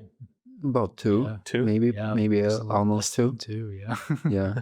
Yeah. Okay. And you guys, I mean, we're going to get into this, but you guys had some pretty astounding objectives under your belt together now, and time in the word partnership together. Yeah. So I guess I'll ask you first. What do you feel like Vitaliy's strengths and weaknesses are? I mean, he's got the endurance background. He's done his 100-miler, and he's put in all the work for that. And I've not done that. But I can keep up mostly, but he's, if we really need somebody to break trail, he's probably the better choice. I really actually kind of learned on our descent off of Cerro Torre that he's really good at slinging blocks to get off of things. I just don't look at them the same way. And I was like, okay, I need to think about this differently. I need to look for these opportunities when we're getting off a mountain, because my first thing to look for is a V-thread, and then probably leave some nuts. But Vitaliy's definitely done a lot of big granite stuff that he's got a lot of experience on that. And rock skills, endurance, and first descent, getting off of things. He's a lot of well-rounded climber. But I guess working and doing great on dry tooling and ice, but I think I tend to take that role more often. Vitaliy, what do you think Sean's strengths are, and where do you feel like your shortcomings are, or his strengths, or where's that balance in your guys' partnership? Definitely ice climbing is Sean's forte. It's like a fish in the sea. He is Fish in the sea, or efficiency. No, a fish in a sea. He's in his environment. Yeah, it's his environment, exactly. His natural environment is ice climbing, because of the amount of time that he invested into it over the years. He did not mention it in his introduction, but one of his interesting goals is to solo the list of favorite climbs by Guy LaSalle, who is one of the ice climbing legends. And I feel like it's an incredible goal, which doesn't really have a due date or anything like that. But by now, how many routes have you soloed from the list?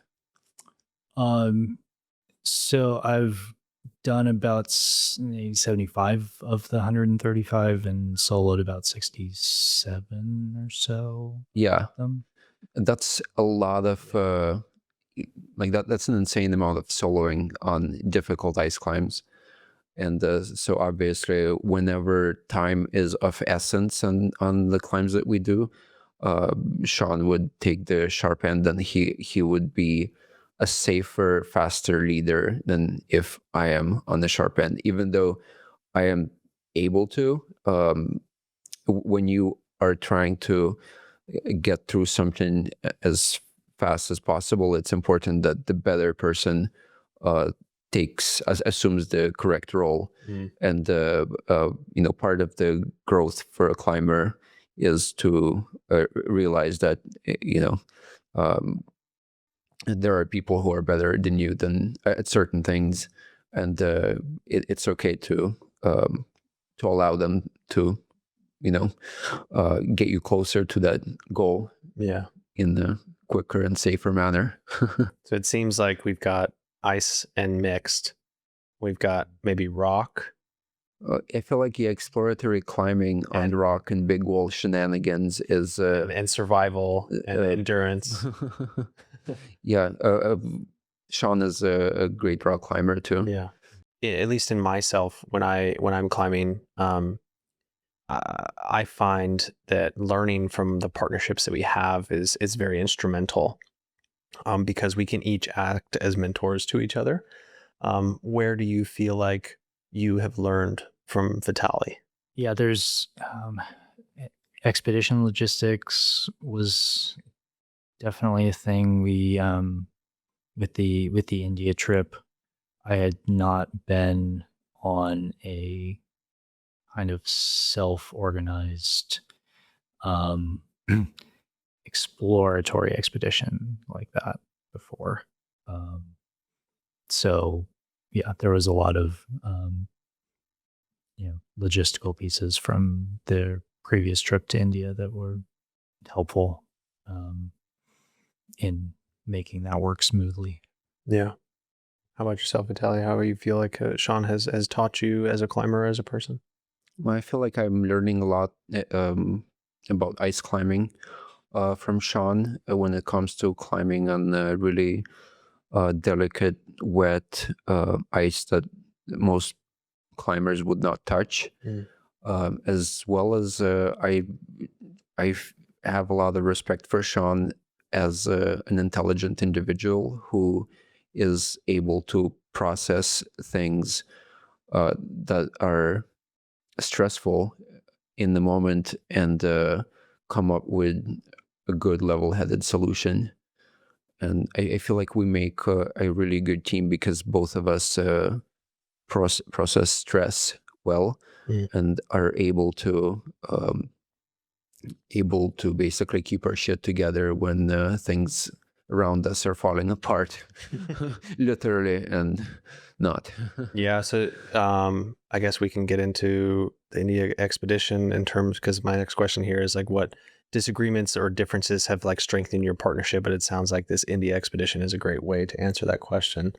So yeah, I mean, let's just jump into that. You two, you said you've been climbing together for 2 years. Seems like it's been a wild 2 years as a partnership already, with kind of quite an unlucky expedition in India, and then quite the opposite in terms of an incredibly productive trip to Patagonia. So let's dive into those two stories. Let's start with India. It sounds like it was challenge after challenge. You overcame a lot of them, but it ended up just being a bit too much to actually follow through with the objective that you had in mind. So walk me through what happened. What was the objective? And kind of like, let's dive into the kind of step-by-step experience of what that process was like. So we got a cutting edge grant to attempt Kishwar Shivling, which is in the Kishwar region, Kashmir, in kind of northwestern India. And we went through some visa issues even before we left the country. Processing Vitaliy's mountaineering visa at the San Francisco embassy took a very long time, and we did not have it the day before we were meant to fly. And Vitaliy, to his credit, flew out to San Francisco and went in person to the embassy to make his visa happen. Wow. And they gave it to him eventually. Magic happens. Magic, or by force, brute force? No force. Force, you have security guards bigger than me now. Yeah. And was there something specific about how you made it happen? Was it sheer luck? No, nothing specific. Just Did your presence affect your receiving of the process? Yeah, Because I had to go in person. Because you were there. Mhm. You're like, hey, I'm here. Let's make this happen. They're like, okay. Yeah, I'm here and I'm flying tomorrow. Yeah. Yeah, it's an emergency situation. Yeah. Please help us out. Yeah. Whereas a lot of other people could possibly just be like, we never got it. I'm not gonna go. You flew to San Francisco and tried to make it happen. Yeah. Exactly. Wild. Yeah. And then, with that fixed, we got on the plane, but just before that, there was a terrorist attack in Kashmir. Some guys basically went into a meadow that was popular with Indian tourists and just opened fire. So they closed that area, and that was about 80 miles from where we were going to climb. And we didn't know if that meant that we weren't going to get our permit, because we'd basically been told, yeah, we're fine to go. You learned about this before you got on the plane or after you landed? It was just a couple days before we got on the plane. And so we're like, okay, we may need an alternative, but we're going and we'll find something to climb. So why this objective in the first place? I visited the area in the past, about a year prior to our expedition, and I saw a striking line that I thought would make for a really difficult and inspiring objective. Had it been done before? Was it an unclimbed peak? Unclimbed peak? It was a peak that has been climbed at least once to the summit. I believe once to the true summit. But the line that I was hoping we could attempt was unclimbed still. Cool. We show up. We get word that we're not going to be going to Kashmir. So the trains we have booked to kind of useless. All of our logistics kind of useless. We go to the IMF, Indian Mountaineering Foundation, or whatever federation, and we've gone on the website and basically looked at what peaks are available, and we basically settled on going to an area that had an attempt on a line the previous year,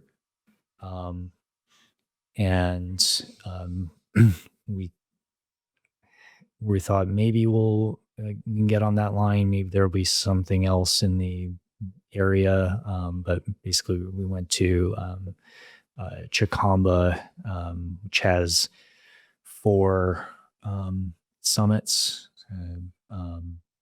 all around 7,000 meters.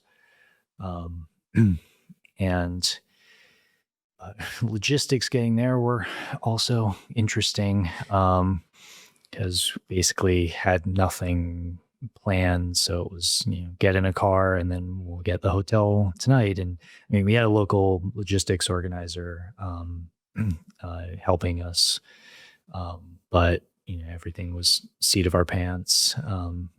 And we got to the local, the town nearby, after 12 hours of driving one day, and lots and lots of windy roads. And we don't even have we're not even fully permitted yet, because we need a local, provincial permit. So we're hanging around in town.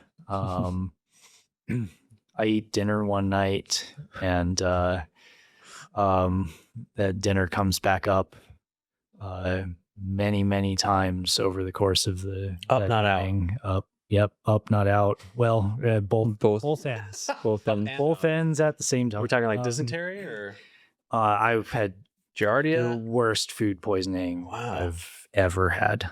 Wow. yeah, I was, and so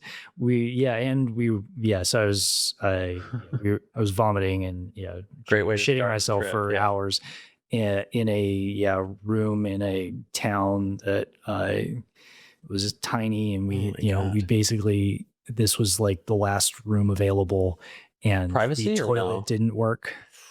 So, vomit on top of vomit on top of shit. Man. Yeah, just absolute terrible night. I learned a new term called double dragon. I believe it's not medical. I worked in the ER for a long time. I have never heard it. You gotta start using that. You're like, Yeah. you have the double dragon. Yep. Exactly. Yeah. Wow. Nursing diagnosis. I mean, we're talking about food poisoning, probably, contaminated water source or whatever the typical mountaineering stories are. Yeah. Yeah. You didn't get it though? No. So, yeah, I had a different dish. Yeah. Ah, Yeah. interesting. What did you choose? I Do you remember what it was? Mixed vegetables and paneer. What did you choose? I can't remember, but I think all the radiation in Ukraine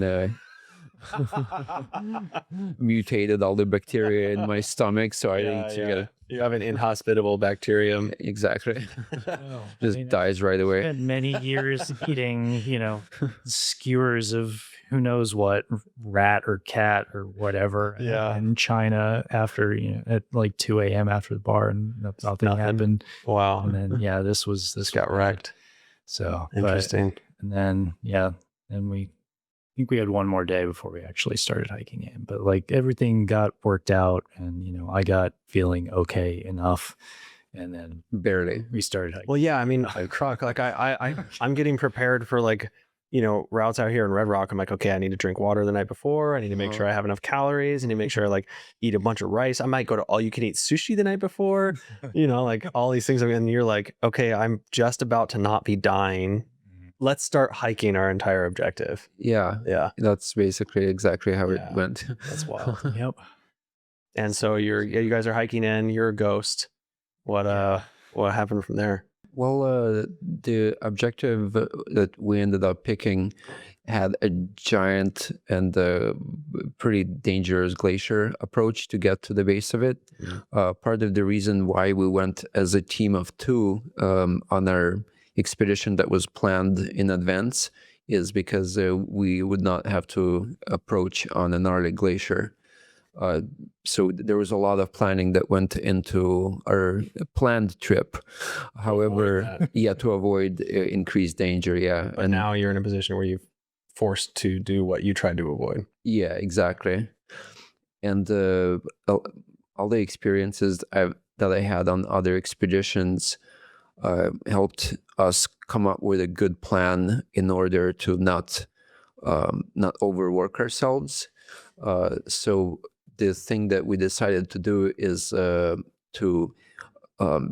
order to acclimate, to move all of our climbing gear and camp to the notch at the base of our first route of choice, which was this fairly inspiring rock buttress that leads to a longer mixed climbing on the ridge line.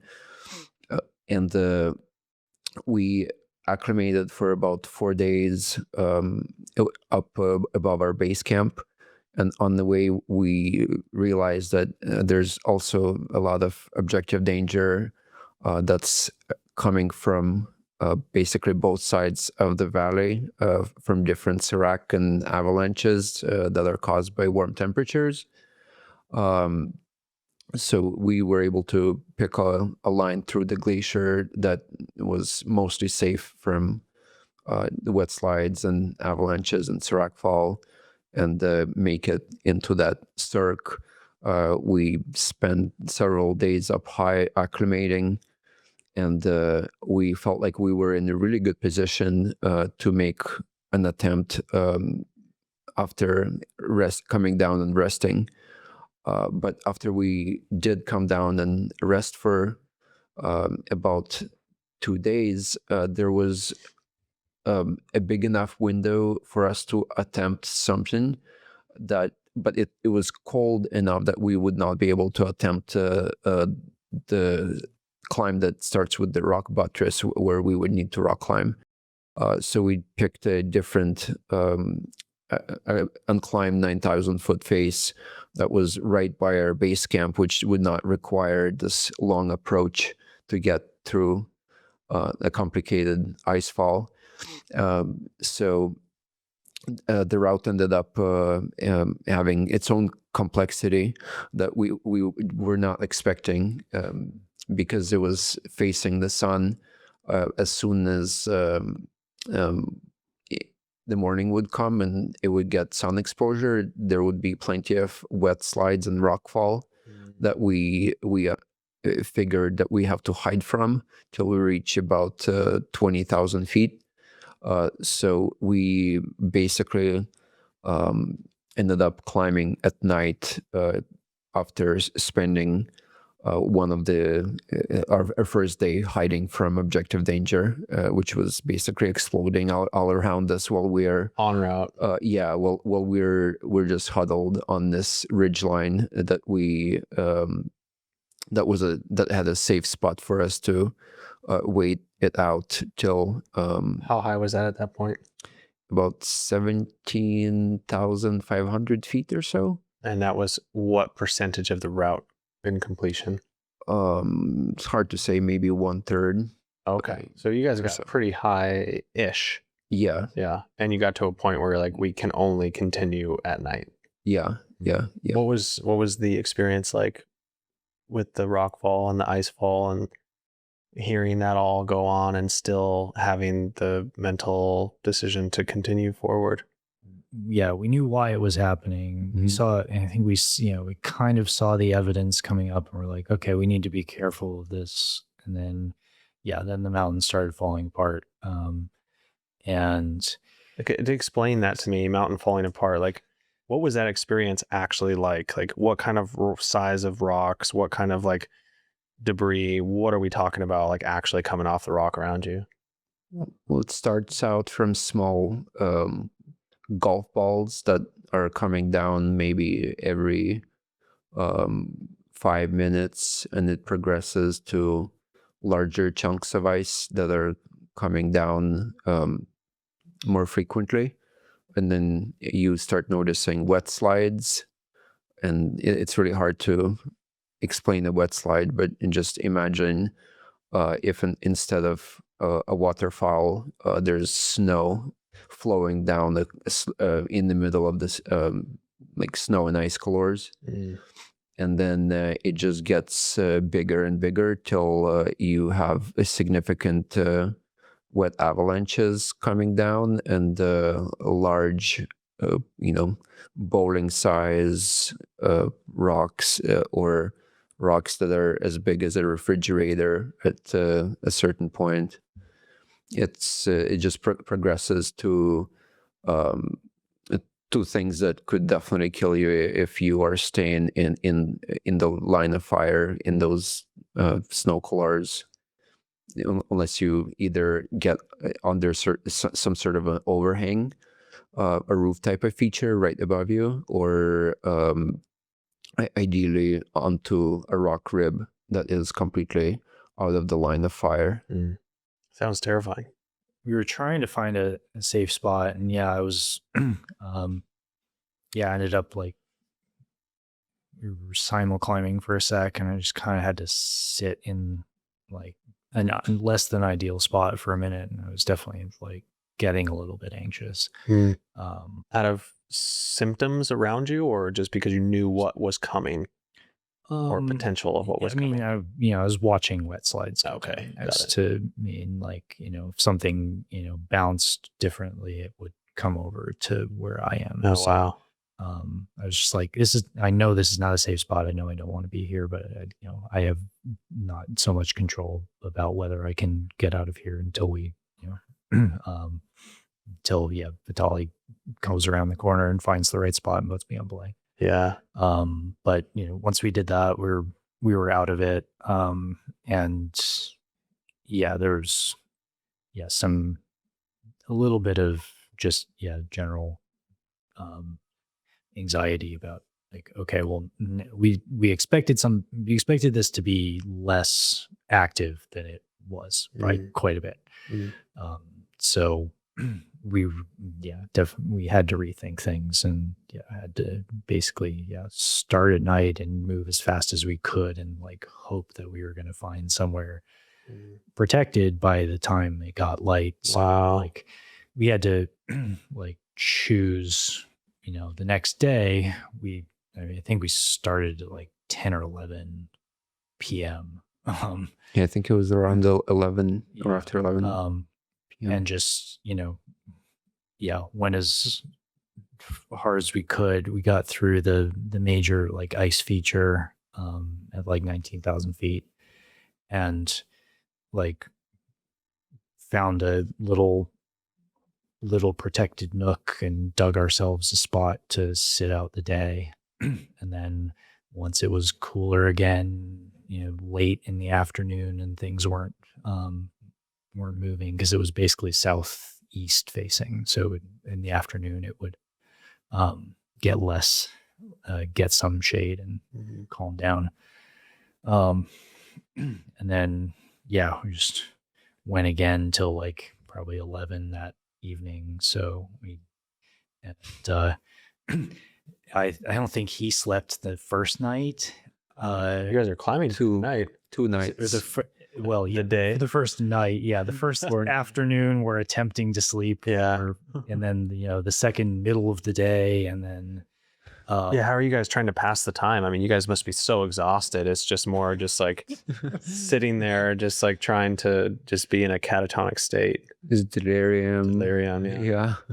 The funniest part about our second night on the route was we're trying to climb up to the ridgeline above this ice feature that we climbed earlier in the day, and a large snow color.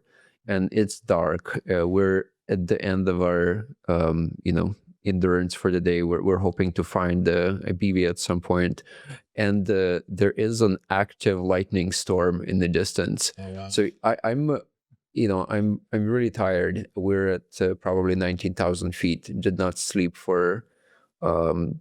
That's the third night of not sleeping, and in the distance I see flashes every minute or so, like very frequent. And I don't know if they're getting closer or they're not getting closer, but I'm starting to question my sanity, because there is not a cloud in the sky. You can see all the stars, and I'm seeing flashes coming from somewhere, but they were coming from over the ridgeline. And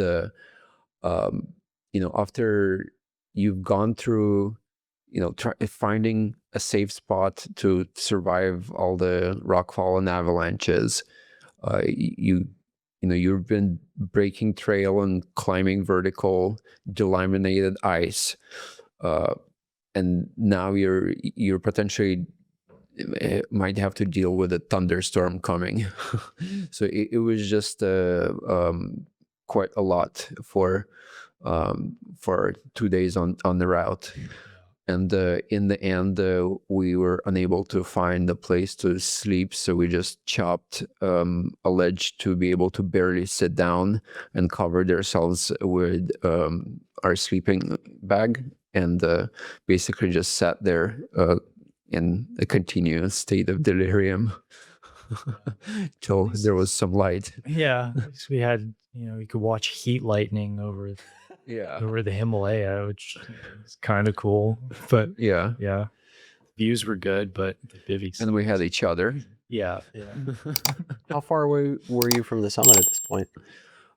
Probably still another 4,000 feet. Fuck. Yeah. Wow. And probably a bit less, because we ended up making it to a BV spot, and actually a nice BV spot, about 2,500 feet from the summit on the following day. And then ended up with just 2 days of of extreme wind. Mm. So we couldn't really go to the summit. And then on our first night, I also had some horrible headache from going up, gaining the altitude too fast, and potentially due to several days of not sleeping. How was So- the wind? Like, did it pick up gradually, or did it, like, you woke up one day and you're just like, this is a torrential windstorm? We were hoping to leave for the summit, and when we woke up, I can't remember what time, 2 a.m, maybe later, maybe earlier. We were in a full-on windstorm, Wow. and at that point, the top of that peak is 7,300 meters, or just over 7,300 meters or so. So over 24,000 feet. And you can't really function at that high height with those temperatures and wind chill being what it is, or you're getting frostbite, and you're putting yourself and your partner at greater danger without any chance for any sort of rescue, and you're not even you're not considering rescue as an option. If you're choosing to go up there, There's no probably we're choosing to go up there. We're like, we want both of us to feel good, and we want the conditions to be good. Like, and you were not feeling good, and the conditions were not good. But we stuck it out for a bit. We were on like half rations. We we half a dinner and see if we could extend it a little bit and wait for the wind to stop and give us at least a day where we felt good enough and it was not so windy, but it just kind of kept being windy. We knew that the weather was going to break down, so you knew it was going to get progressively worse. That's what our wind forecast and the weather forecast was showing from that's usually what wind entails, right? Usually it's the front of a larger storm. Typically, or some sort of a heat wave or something. But changing in conditions. And at the point when we decided to go down, we were completely out of our food and out of our fuel, so we can't even melt more water. We don't really have like our margin of safety, in my opinion, is at the point where, like, if you don't have enough fuel and food or anything, and all your resources are gone, you should not be sticking around and playing Russian roulette up there.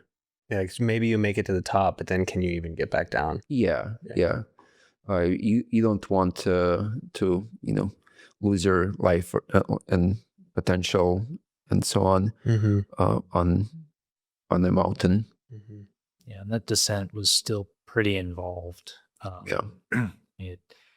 We'd come up, up a face onto a ridge, and we could have gone back down the same way we came up, but that would have required a good bit more like climbing and like down climbing and kind of climbing across things. Or we could go down basically a gully that starts straight from that notch where we had bivvied. So we chose to go straight down, but because it was more direct, was faster than going back the other way, but was new terrain, and just had to go find anchors, figure out what to rappel off of, and make the thing last for 5,000 feet. How are you other than V threads, how are you rappelling that many vertical feet without running out of gear? We're making double rope rappels, at least. So you're covering as much distance as possible. Yep. We are using V threads as much as possible, which there was, I would say, more than half of our anchors ended up being V threads. They took some digging to find, but otherwise it's digging in the rock to find place to put a nut, or a pin, ideally. You say a pin is more ideal than a nut? Well, nuts probably better because you have more of them, or you can carry more of them for less weight. And are you guys going like Laytok style, like single nut rappels, like back up the first one? Yeah, back up and put the first one on it. Yeah, and then see if it's good, and then pull the backup out. Yeah, we brought enough gear. We didn't go like super light, I guess. Are you guys prepared to aid climb at all? Not on that line. No. Okay. What's your ethics on? You listen to Paul Ramsden episode? Yeah. What's your ethics in? Because he is like no aid, no support, everything you carry with you, no bolts, nothing left behind. I think he's okay with aid. Yeah. But in the same time, I feel like when you rappel from the mountain, you end up leaving nuts and pins. So you are still leaving things behind. So I never thought about that. So his ascent ethics are different than his descent ethics. Yeah. In a way, they have to be. And it's hard to have an ethic that I feel like you're like about to place it out. You're like, I guess I'm dying. Fly off. I guess I'm dying. Yeah, it's your choice. Yeah, I feel like ethics shouldn't get away from logic too far.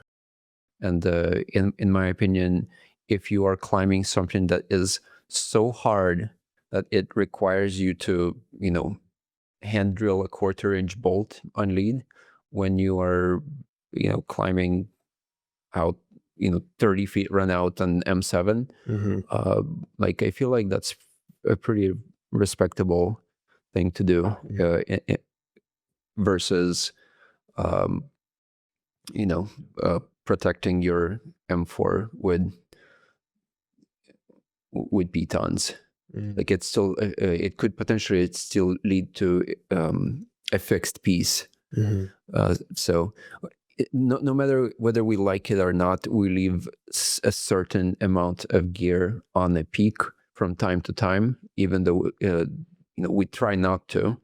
But if you do not have any other anchors aside from nuts and pitons, or cams, you will have to leave a nut or a piton or your whole body up on the mountain to get down. And that's, to get down, but also like going up, you can't necessarily know exactly what the protection is like every step of the way. Yeah. You might be like, I want to get up there, but then you get up there and you realize you're like, I'm not down climbing back down there. And it's either like I put this piton in or I put this 1/4-inch in and protect myself moving forward, or I die. Yeah. It's like, there's a big difference between murdering the impossible and making bolt ladders up blank faces and using the fair means tactics in order to climb a really difficult route on a big mountain. Yeah, and everyone can have their own ethics. I feel like in alpine climbing, we will never have a consensus. And it would be a boring world if everyone believed the same thing. So I feel like as different people, we should just bring our own vision to the table and then discuss. Yeah, maybe talk about why you think a certain gear or level of aid is acceptable and why it isn't acceptable. Yeah. What have your thoughts been on ethics when it comes to first ascents and big mountain climbing? Yeah, I think I would echo what Vitaliy's saying. And realistically, it's a hell of a lot more fun not to go aid climbing or make bolt ladders or, like I'd much rather try hard and fail or just, run up things that are easier rather than do the things that are more ethically questionable anyway. I think It's like to be less fun. Yeah, it's like the Royal Robbins versus Warren Hardin kind of mentality. You're not going to go purposely choose a face that is obviously going to be so difficult where you're going to have to put a bunch of fixed hardware in.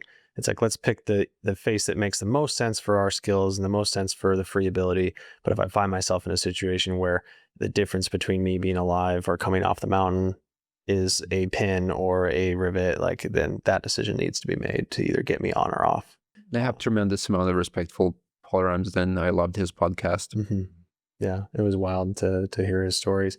It was the first time I had ever thought about the concept of like a first descent, because he's not only getting up to the top of these mountains, he's having to find a way down them for the first time ever too. Yep. And I would mean, like everyone says, like the most dangerous thing about mountaineering is getting off the mountain.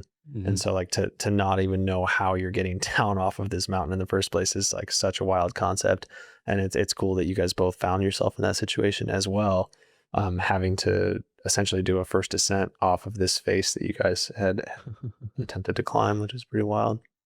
So yeah, I mean, you guys obviously made it down, you know, an unsuccessful summit. But you know, you guys don't seem too, I don't know, distraught by the unsuccessful summit, or is that based off of a level of processing that you guys have gone through up to this point? Well, it's more complicated because after the unsuccessful summit, it was on our plan B peak. We still came back to our plan A, but discovered that all the climbing gear and our tent that we fixed up at the base was completely gone, and so we lost a ton of gear. You got back to your home base to find everything gone? Well, we came back to our base camp. Yeah. We waited out storms for close to 2 weeks, and then we came back to the objective that we went to that whole area for, where we stashed our tent and all our climbing gear. And all of that was gone after a really difficult approach on a glacier that we would rather not travel twice in the same day. And we got to about 18,000 feet from our base camp at 14,000 feet, and it was all gone. And we don't even know if it was taken out by the wind or by an avalanche that covered it, but we tried to dig in the spot that was marked with the GPS, and we coordinated our photos to where the tent was fixed. So it was unrecognizable, the area. Well, it's So just like a that- giant... There's like no evidence that we had a tent there, Yeah. basically. Was theft like an element? No. Nobody's there. Okay, so the area you were in was no longer the area that you had been there before. Something had changed. Yeah, it's either like we had stashed stuff, you know, before we went up on the plan B route, and that's when we had our windstorm, right? So it's possible it blew away at that point, or it's possible during some storms in the interim. Wow.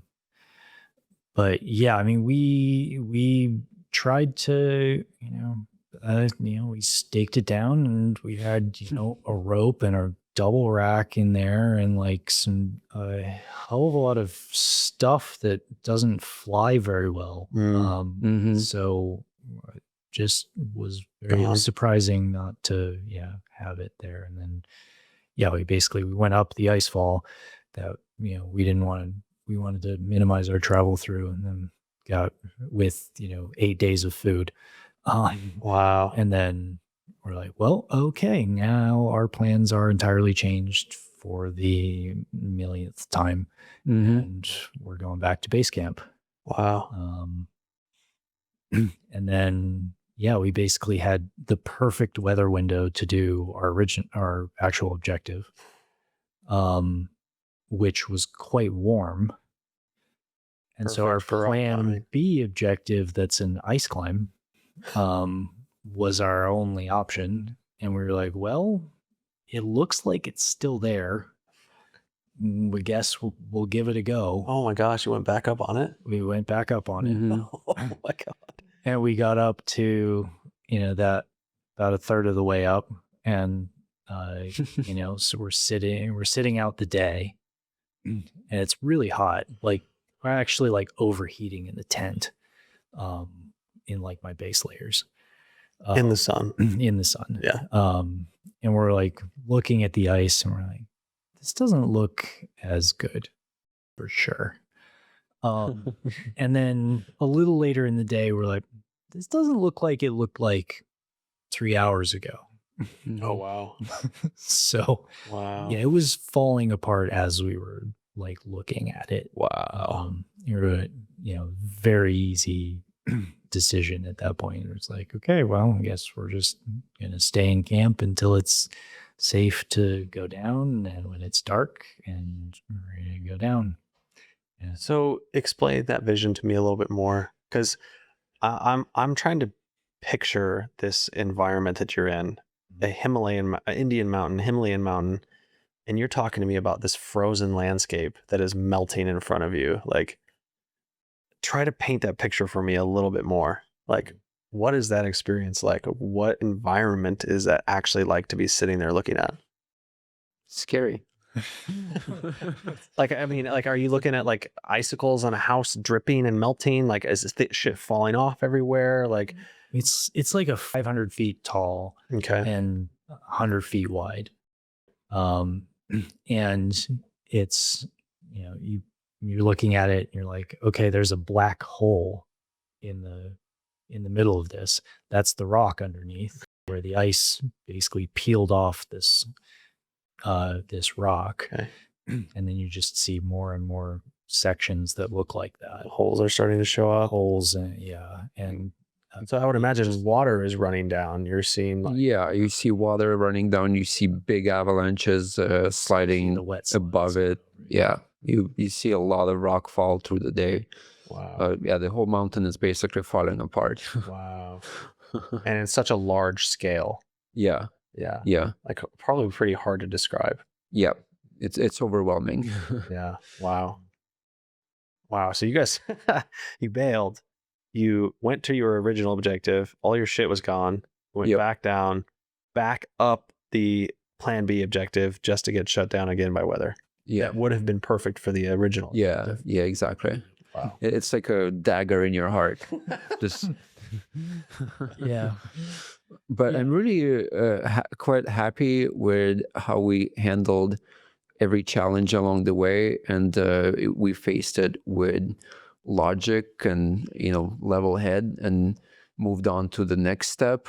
And when the next steps shut us down, we turned the corner and tried to take another fork. Mhm. And when that fork was closed, we turned around and came back, made a U-turn and tried something different. And when everything failed, we decided that it's time to go to Delhi and go sightseeing and eat some good food, hopefully avoid the double dragon coming back, and and move on to the next thing. Yeah. Because you can't be, I mean, it was incredibly sad, but you can't dwell on it for too long, because you understand that you are making the right decisions. You are doing your best to stay alive and not get hurt, and also just enjoy being in a different country. And you know that you're not getting your bandages ripped from your skin. You're actually doing something for fun, even though obviously in the moment it's a struggle. Yeah. How much, so you guys are so far away from home, you've worked so hard to get to the place you're at just to start the objective. How much of that plays into the psychological aspect of like mountaineers' decision to put themselves in more risk than they should? Because it's like, for me, going out to Red Rock, it's really easy for me to bail. Mhm. It's like, oh, it's raining. I'll go home. It's like, it's 15 minutes away. You guys are, like I said, so far removed that I would imagine there's that level of like dedication and you've gotten yourself so far where you start, like, the decision to not do it becomes so important, so weighted. Yeah, I feel like it was very telling that it took us about 2 hours to decide that the ice climb that was completely falling apart is our final stop. Yeah. You know, we tried to figure out if we can go around it, if it's gonna get more frozen at night.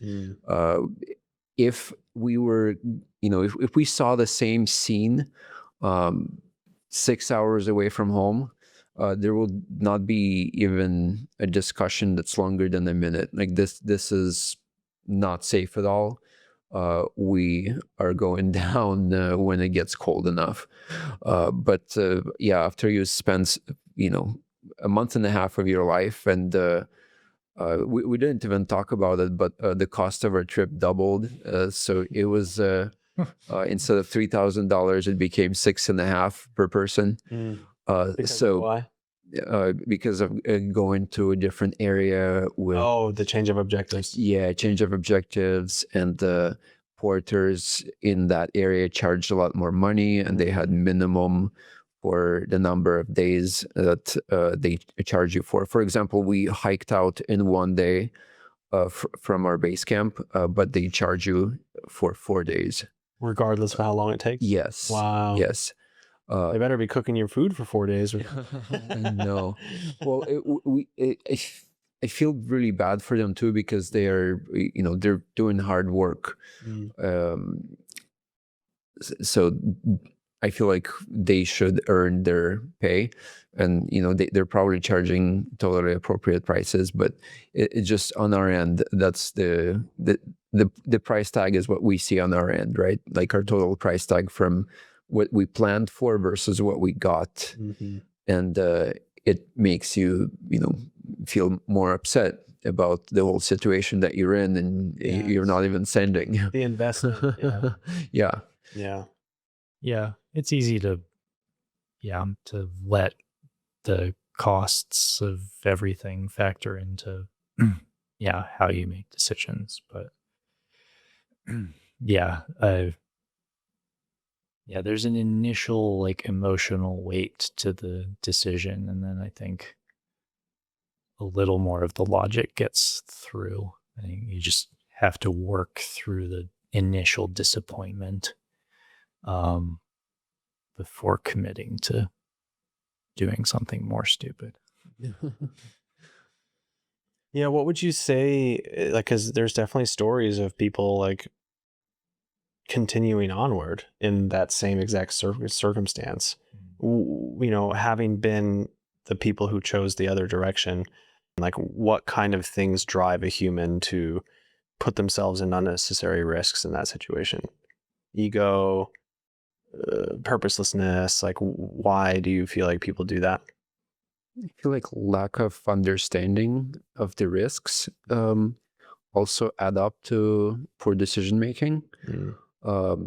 Ego could, of course, play a role. Ego plays a role in all of our decision making, but it's important to be aware of that presence.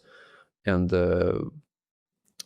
in my opinion, most of the accidents that come out due to poor decision making and summit fever are usually due to lack of understanding of the consequences, and lack of education about potential for things to go wrong. At this point, I've read, and I'm sure Sean did the same, so much literature, heard so many stories about people making bad decisions and not turning it around when they were supposed to.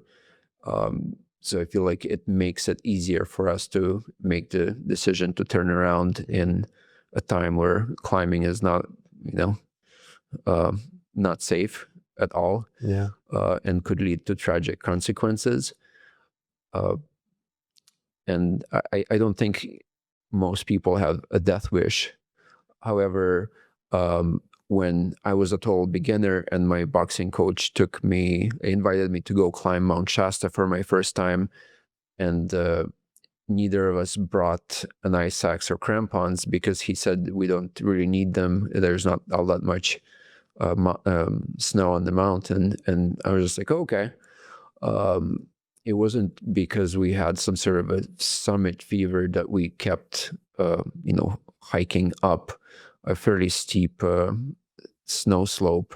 It was more of the lack of understanding of what we're getting ourselves into.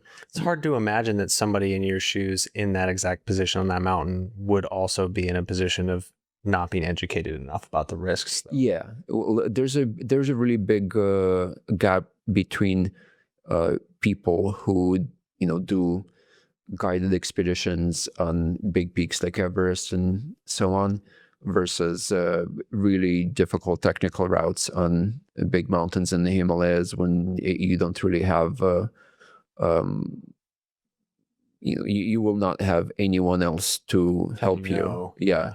So there's a lot of carnage that happened on objectives like that in the past.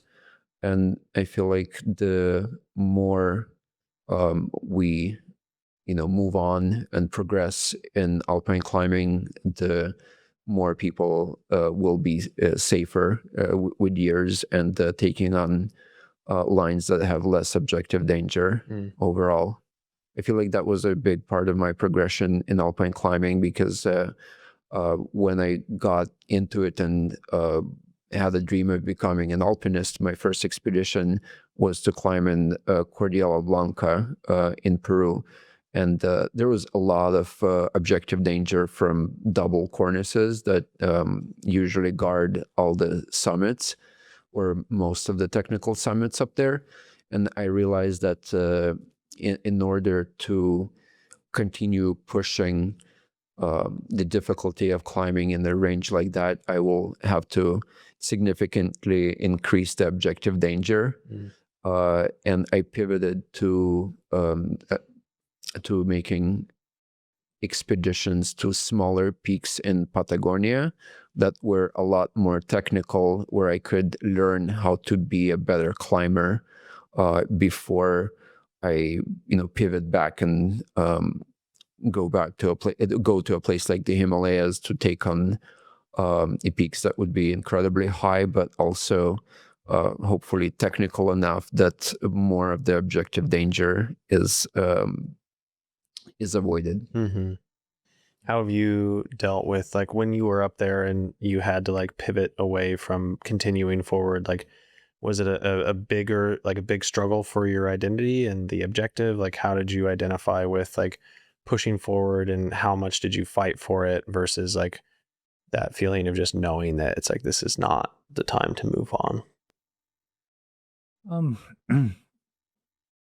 Yeah, I definitely felt a desire to succeed and to continue and to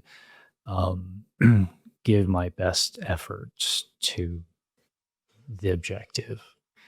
And yeah, that first feeling where you're like, this is not gonna happen. Yeah, questioning whether I'm just being soft. Yeah. Right. Am I giving up too easily on this? And that's like, this is the easy criticism to go to in your own head.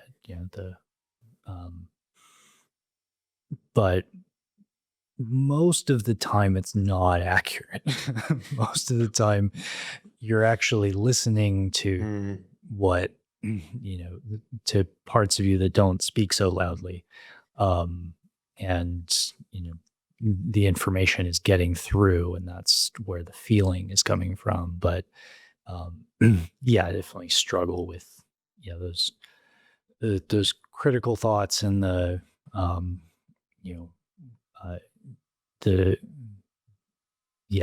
trying to get you to keep going and give your best effort. But treating that as a separate part, a voice in your head, and not what you believe about yourself, is a healthy way of dealing with it and giving your more centered self a way to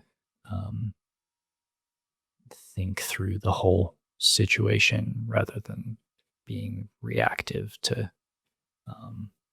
that kind of self-criticism. Yeah, it's interesting. Almost like I think a lot of climbers, at least in like the general sphere of climbing, are dealing with like overcoming fear. But it seems like to be in the position that you guys are in, you guys are almost so far past that general sense of overcoming fear that it's actually the opposite. It's like I need to actually listen to the fear that I've learned to suppress all these years. Mm-hmm. And now it's the time to actually know when to listen to the fear, and realize that it's there for a reason. I think that like the common trope that most of us beginner climbers are dealing with is like overcome fear. You can do it. Don't be afraid to whip. It's like all these things you hear about, but in your guys' situation, it's like, okay, maybe we actually should be a little afraid here, and maybe we should use it to stay alive. It's funny that it's so context dependent too. Yeah. Because I'll still have the same, fear over peace sometimes rock climbing, right? That I wouldn't necessarily have if I'm the same level of run out on a mountain, or if I'm, looking at an objective hazard, where I think there's a level of dissociation that is adaptive in high altitude mountaineering, but that it doesn't necessarily exist in all situations, and the contrast of being afraid on the rainbow wall but not being afraid over in India can exist in the same person. Yeah, that is interesting. It's a weird space for sure. Before we move on to Patagonia, do you both feel like there's anything we missed about the trip to India that was pertinent to the story or your guys' progression?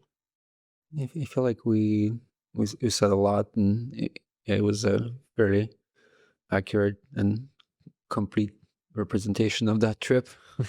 Good. Yeah, no, it's important. I think that, I think athletes have a pretty hard time feeling like they can share about their failures, or it becomes trite to even share about the failures, because then it's like, I'm sharing about my failures. It's like, I suck. Well, no, even more than that, it's like, you're almost like, I don't know. It's like you're glorifying this aspect of climbing that shouldn't be glorified. It's like this weird space to be in. But I totally understand what that's like. So I appreciate you guys being able to even to share about the story, because it's just human. We're all climbers. We all go through non-successful objectives, both in climbing and in our lives. And it's kind of a common trope, but we all learn a lot more from our failures usually than we do our successes. So I appreciate you guys sharing those stories. Winter is here, and you need to start thinking about your base layers. Choosing the right base layers is critical, and Hot Chili's has been the leader in technical base layers for over 30 years. They are made from an innovative blend of spandex and polyester, designed to feel buttery soft like cotton, yet provide all the benefits of performance material, striking the perfect balance between warmth, comfort, and flexibility. I recently climbed Rock Warrior in Black Velvet Canyon, a wall that gets next to zero sun this time of year, and my Hot Chili's Micro Elite base layer system kept me super warm at the belays and cool enough to stay focused on my lead. And believe me when I tell you, these things are soft, like crazy soft. Plus, there's a 60-day money-back guarantee. So you can buy them, try them, and if you still don't like them, they will just give you your money back. Right now, you can get 15% off at Hot Chili's by going to the link in the description below and using code TCM15 at checkout. That's the link in the description below and using code TCM15 for 15% off at checkout. But Patagonia seems like the opposite end of the spectrum. Yeah. Not like India was planned and executed, and like all of these things you tried to have control over, and it all went just foobar and fucked. Patagonia seems like there was no planning. It was a last minute weather window, and you had all this shit to do, and you had no plan, and you just went for it. And that whole circumstance ended up in being, a successful mission, which is quite funny. But yeah, like what was that experience like? Let's dive into that story. And to give your audience some background, I have spent a couple of seasons in Patagonia, and Patagonia is a huge area. So we're talking about the area around El Chalten in Argentina.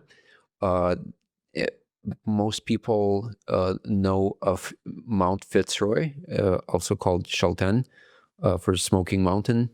And it is on the logo of the famous brand Patagonia. So that ridgeline is fairly iconic, and there are very awesome climbing routes on all of those peaks. And in my opinion, the mountains around El Chalten are the most striking and most beautiful in the world, especially the ones that are connected to Cerro Torre, which is the ridgeline that is just west of the Fitzroy Massif, which is the first ridgeline that you see from El Chalten. And it is a really difficult place to get a weather window for climbing. The wind is notorious, and it usually shuts down most weather windows much sooner than predicted. Most weather windows fall apart more often than you hope. And it is a really complicated place to climb because there isn't much of a rescue that you can expect, aside from other climbers that are in the area when you are there. And most of the routes are big, complicated, and with the weather factor, it gives you only a really small safety margin in order to complete an objective. Usually when you go there for a season, you learn a lot about the conditions and the weather forecasting, and you want to give yourself some time before you start attempting some of the bigger objectives. And I would advocate for people to take it slow if they choose to go and climb in those mountains. And I would highly recommend everyone to visit Patagonia as climbers, backpackers, photographers. It's one of the more stunning places around the world, and probably one of the few towns where I would love to spend the rest of my life, just because of how incredible it is overall. There's even some good bouldering and sport climbing around town, and incredible bakeries. But I think we want to talk about climbing here. Both Sean and I love food, and after we went climbing there, we probably spent 4 days eating in different restaurants, which are quite good. Sean, do you share Vitaliy's passion for El Chalten and the Patagonia Massif? Now for sure. I had basically been, worried about the weather down there, and spending, if I went down there and spent a month and got no weather windows, I'd be kind of disappointed. I know that's kind of generally the entry fee. You go down, you put your time in, and you hope to get a window, and you adapt your objective to the window, not the other way around. So I had never gone, and I wasn't sure if I would, but yeah, if we find another window like this, I'll definitely go back. And I had an amazing time. It's an amazing place with incredible views, and lots, as much steak as you can eat. So what was the objective? What were you guys down there for? So to give a little bit of a background, is I was waiting for a weather window in Canada to attempt the first ascent on one of the big peaks in the Canadian Rockies with another couple friends of mine. And I ran an idea of going to Chalten if we do not get a weather window for the peak in Canadian Rockies, which we did not. But on a random evening after Sean drove from Yosemite Valley, we scrambled up a peak in our Wasatch Mountains. And that evening, probably around 9 p.m., I checked on the weather in around Cerro Torre. And I saw a window that could potentially last a whole week, which was really exciting, but also really intimidating because it was starting on the following day, or like there was not much time to plan, think, and Patagonia is not a place where you can go with an actual plan in mind. So I've asked a friend of mine that we were on the standby for climbing in the Canadian Rockies, and it was too quick of a a turnaround to go to Argentina. Yeah, you on want the Argentina tomorrow? yeah. Not a lot of people Yeah. can say yes to that. And I personally was not convinced myself. And what I did was I reached out to the person, Rolando Garibaldi. He wrote a guidebook for climbing in Patagonia, and I knew he's an expert who spent a lot more time there than I have, and I wanted to confirm with him what he thinks about this window. And in the morning, I got a text message from him saying like, "Yeah, it looks like a really good window. If you can make it there like today, it would be great." So Sean and I had a plan to go climbing that morning, and I didn't know how to approach the subject before I called him. So I decided to be very straightforward. Like, hey, I'm seeing a really good window in the El Chalten area. I don't, I can't guarantee that it will be great because I've been there and I've seen windows fall apart as well. But I contacted Rolando. He also thinks that it's looking good. And if you are interested, we have 2 hours to book our flights and pack. Wow. And he was like, he probably thought for about 30 seconds and then decided that he is interested. But There was a little processing. Like, okay, so yeah, he is asking that. It sounds serious. Okay, so send me the weather.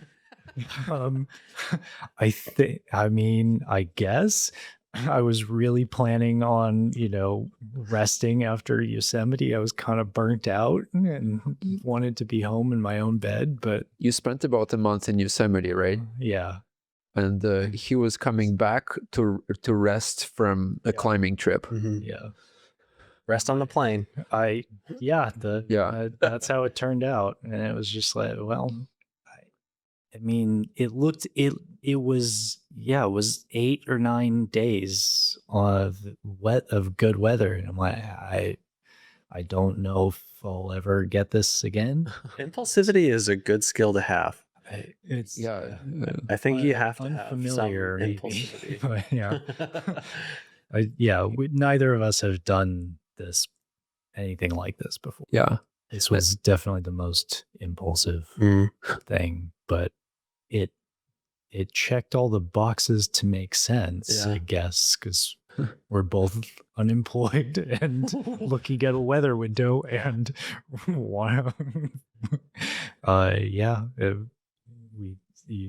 you mentioned the Traverse, and I was like, well, that would be amazing. Yeah. So what's this objective that has stirred such a impulsive move for the both of you?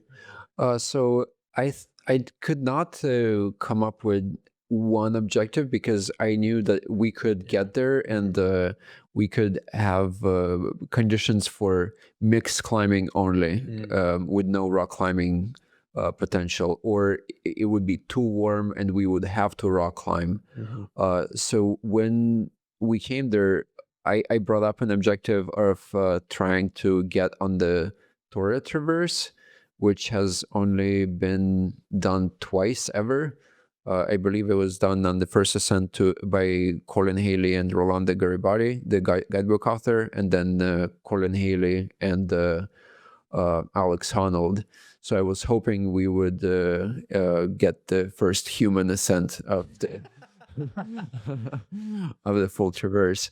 But the beautiful thing about that goal is that you can try to climb up the first peak of the traverse, Cerro Standard, by an ice route or a rock route. So as long as we come prepared, we can be flexible, and we can basically make good decisions. And in case we can only ice climb, we do that, we rappel off, and then we do another route on Cerro Torre, which getting 2 summits in a single weather window in Patagonia is incredible. When I went there for a month of my life, and if you get a summit in a month or 2 summits in a month, it's considered to be a great trip. Wow. Usually. But the great thing about the traverse idea is that you have all these peaks lined up in a row, and you don't have to deal with approaching the same peak multiple times. So you can just cheat and get from one to another quicker. And fortunately for us, when we got there, the conditions were safe enough to complete the ice route, and cold enough and warm enough that we could rock climb on the other peaks that follow. So we got incredibly lucky for the first couple days of our attempt. Which is kind of odd for this time of year as well, because it's generally we went early, right? We went before the main summer down there, which is when, December to February is generally in season. So this was, we definitely didn't know what to expect in terms of conditions.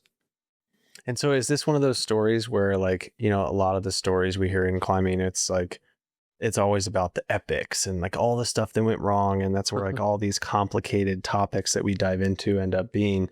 But then it's funny, like these stories that happen that are just perfect. Like everything just lines up. It's like there ends up not being a lot to really dive into because it's just like we climbed. Is that kind of like a similar thing here, or are there like particular elements to this ascent or this climb that you did that like was like striking to you, like moments of flow, moments of like awe? Like what were the standout moments to this objective that you both shared? I think all of the routes had some incredible climbing on them. We got to climb less than body width wide ice up a huge chimney for 800 feet on Cerro Standard. We got to bivvy on every summit that we did, and we had amazing rock climbing on Punta Heron. That route is, you wish it was so much more accessible than it is, because it would be classic anywhere. What kind of climbing? It's these crazy flakes that are solid enough, and you're just doing cool long reaches between flakes, and there's like Waco features in the wall, and then it turns into splitter crack climbing, and then it goes back into flakes and back into splitter, and then you have to do the overhanging ice climbing through rime tunnels to the summit. Like it was, the ice features are part of the, amazing part of the Torre range, because the Fitz Skyline is mostly dry on top, where the Torres have the summit mushrooms. And so that was, otherworldly formations, and just, crack to an ice climber.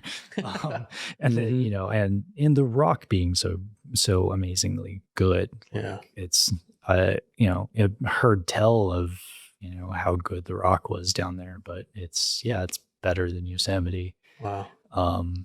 Except it's flowing with water. Yeah, you get used past the first couple moves, and you get used to it, and you do your little point of aid, and you clean all the rime out of the cracks, and then you still get a locker finger jam, wet crack, and you're still psyched. This is amazing. Yeah. You know what I love?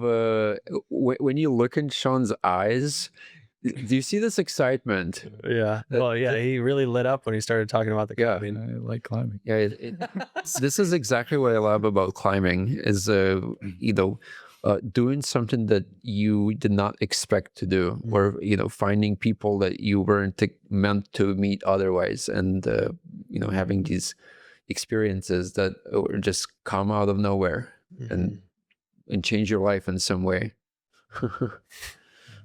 What was your experience like through the climbing of these 3 peaks that you got to stand on? It's a dream come true, honestly, because I've probably spent 2.5 months of my life in El Chaltén, and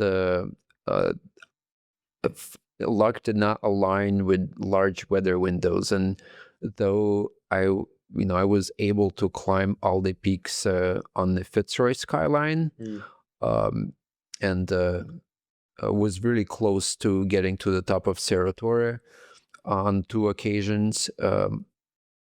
It's a complicated place where I would never want to try Cerro Torre on a big warm window, unlike a lot of people that end up doing it on those windows because of the increased subjective danger. But people choose it because there's more rock climbing? No, people choose, it's the west face route that most people summit Cerro Torre from, which is quite a difficult endeavor. But on longer weather windows, it becomes into a big centipede of people fixing the rope for the party below them.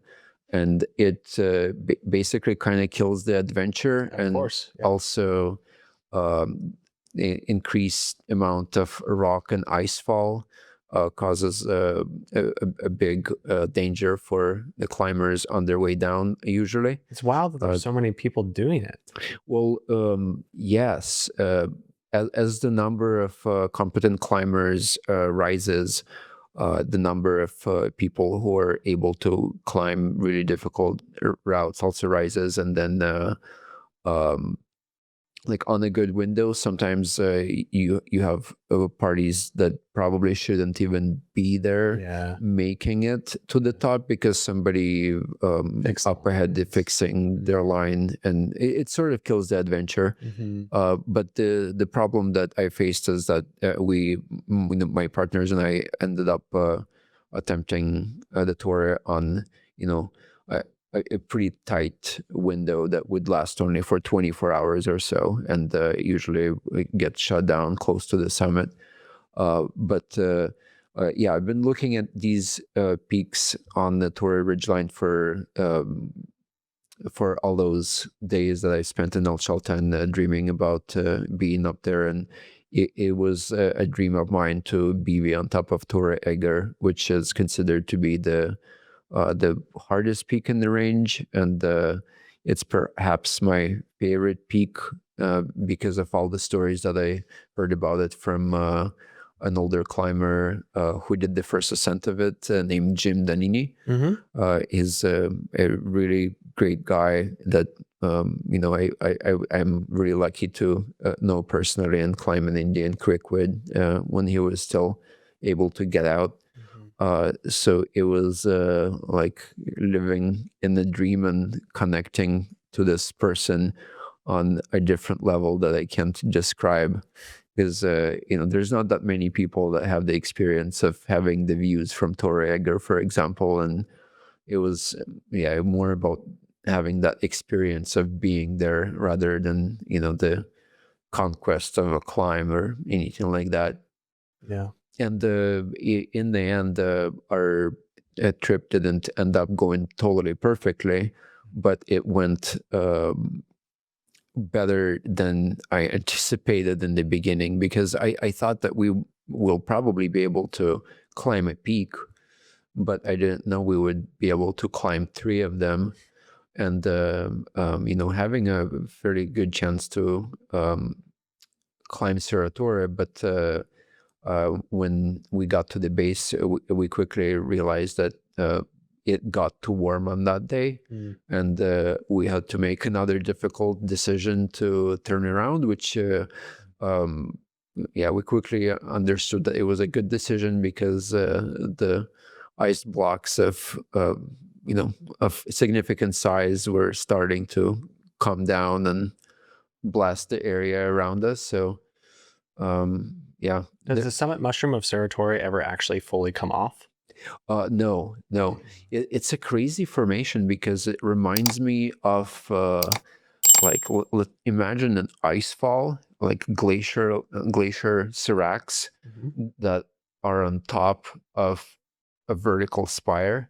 Like the east face of Cerro Torre is 5,000 feet, and you have this like serac ice spire on top that is covered in rime, which comes from really it's like a very wet frozen substance that is not like snow, but if you're trying to swing into it with an ice axe, it will not support your weight. So you almost like, to climb it, you have to dig deep and chimney inside the mushroom. Or if you're Sean, spades, right? What's you can that? use spades on your ice tools, like shovel spades. Yeah, some people have wings on Wings, bolted to their picks. That, it would give you extra purchase. Rime, but those are really difficult to get, and you can rent them in Chaltén. But we did not have any time for renting anything or even finding it. We barely had enough time to pack and get some food for hiking. Wow. We were on a really tight schedule. And so you personally how many peaks do you have left of the Skyline left to summit? On Fitz Skyline, I've climbed all of them, and on the Cerro Torre Skyline, I still have to get Cerro Torre. Wow. That's the last one. Yeah. That's wild. Yeah. Is that the crown objective that you've been focusing on, or you will be focusing on recently? You mean in the future? Yeah. I would love to. We can try the Traverse in reverse, or maybe a new route on the east face, or something interesting. Yeah, wild. But in the near future, we are planning to go back to India and hopefully see if we get lucky on a different trip. Maybe if we visit the local monastery and ask for blessings. Ask for a blessing from a monk. Yeah, probably not a bad call. Sean, do you share Vitaliy's passion for Patagonian climbing now that you've come back and experienced it for what it is? Yeah, I want to go back and do Cerro Torre. Yeah, for sure. And I still have plenty of rock climbing to do on the Fitz side. So maybe I'll go put in the time and go sit in town and do earn my peaks the normal way. Yeah, that's awesome, guys. I'm glad you guys had such bipolar experiences. I think that's really cool.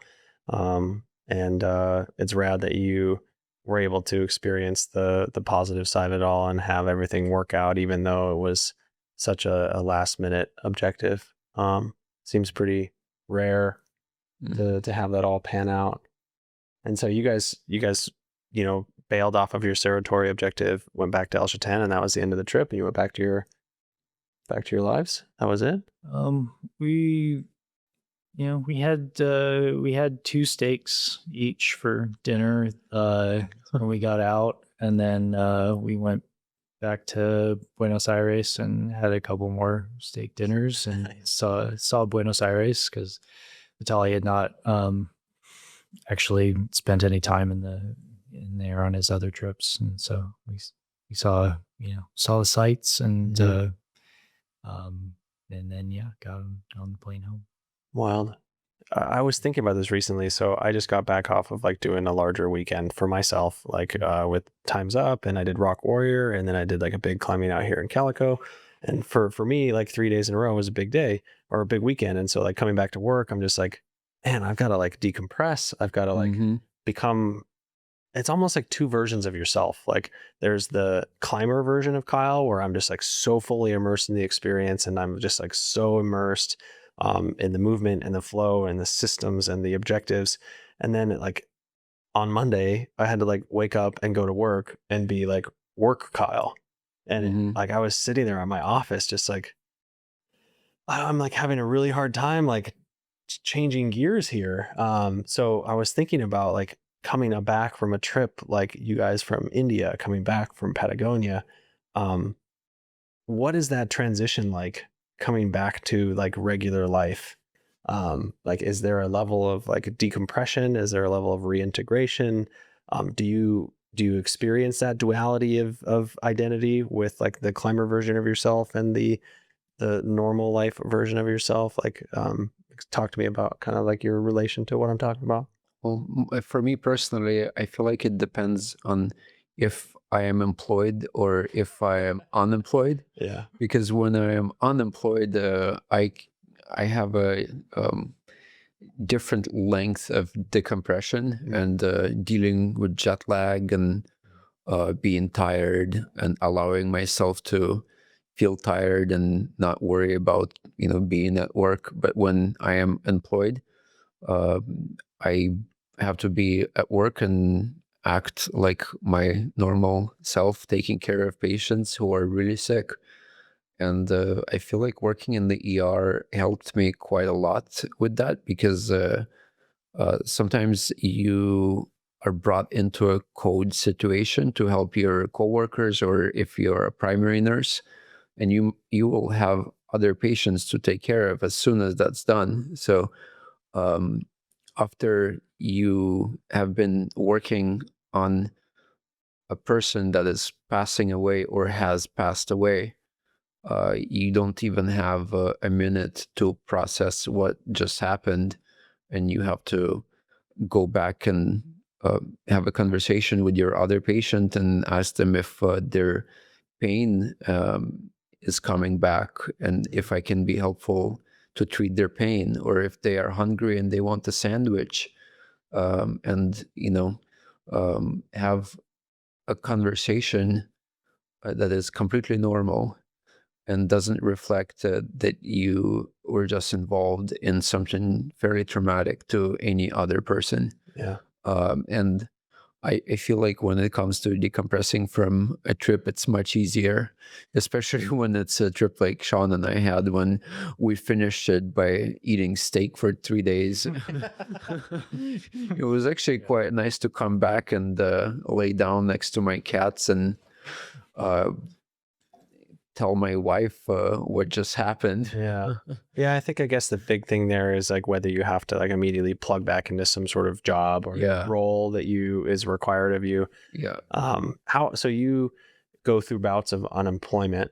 obviously unemployment is like got this derogatory term as in like you're actively searching for a job, but unemployment could also just be by choice. And so do you go through seasons of work? Like, do you work per diem? Like, how do you choose when you're not working?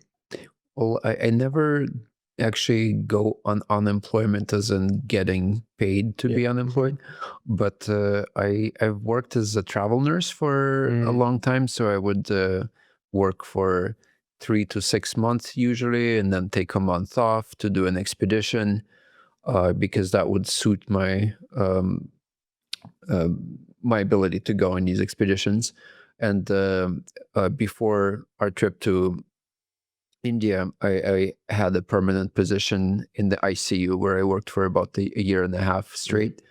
And then I left that job in order to make that trip happen. And I just got hired to work in the same hospital again, in the same department again. So I'll be coming back in about a couple of weeks. Okay. But I had a good conversation with our new manager, and she will be okay with me going on expeditions. So it's gonna probably allow me to have more of a stable career path ahead. It's not having to fully quit. Yeah. Having to look for a new job when you get back. Yeah. Which is, I like to have a stable job. John, how about yourself? When was the last time you like worked a 9 to 5 or like a job where you were like generating income? In the startup was the RV thing was like 2020 to 2021 or 22. Okay. Yeah. So yeah, not since then. Not since then. That's awesome, man. That's super, super cool. A unique situation. And it's so funny. Like you hear, people on Instagram or people on the internet hear about people like you or Tyler Caro or even Tanner, and all these climbing objectives that they do. And they're always like, trust fund kid, or like there's always some sort of easy way out for people to describe the reasons why these people can climb as much as they do. But it's so funny. Like there's always some sort of circumstance, and whether it's like, I take my time off and I like schedule my work, or I made really smart investments that other people didn't think about, or I, whatever the circumstances are, it's like there's always some sort of story there. And I would say it's probably very, very, I've never met anybody that's been like, oh yeah, I'm a trust fund kid and I just climb all the time. Like I haven't met anybody like that. So yeah, it's cool to hear everybody's individual story, but in the end, I think it's all a lot of just like prioritization, right? It's like, how can you structure your life and structure your time around these passions that we want to do? And how do we support that? If you love something enough, you will make it happen. So the price we pay for success is often invisible to the public. Everybody sees and hears about our Cerro Torre objectives, our the free solo, the free rider. Like we hear about the final product, but we don't really actually hear about the sacrifices that we had to make to get there. I guess we talked a little bit about kind of your foundations for kind of where you came as climbers in the beginning or as people in the beginning, but this isn't necessarily about like what traumas we went through. It's more about priority shifts. It's more about what we choose to sacrifice in order to create the time and space to do the things that we want to do, right? So at what point in your lives have you felt like you've sacrificed something to be where you are now? I feel like I've sacrificed a lot over the years, but when it comes to the number of hours a week that I'm trying to train or improve my capacity to train, by learning a new skill, for example, like just picking up, trying to figure out the endurance aspect and the fueling aspect during endurance activities. I was, I worked up to being able to absorb about 20 to 25 hours of cardio a week on top of all the climbing that I was doing. So obviously I was sacrificing a lot of time and time spent training and Yeah. when you could have been doing what else? I could be doing other things that are more fun, or progressing at work, for example. In order to climb more, I'm currently going to be working a part-time job, which I will be doing only twice a week instead of 3 times a week of 12-hour shifts. And over the years, probably sacrificed countless relationships in order to continue doing what I love to do. Romantic relationships with partners that thought that they would be able to change me with time, and I would invest more time into the relationship rather than going on climbing trips. I feel like almost everyone that ends up in love with a passion sport like climbing ends up sacrificing a lot in order to make it happen.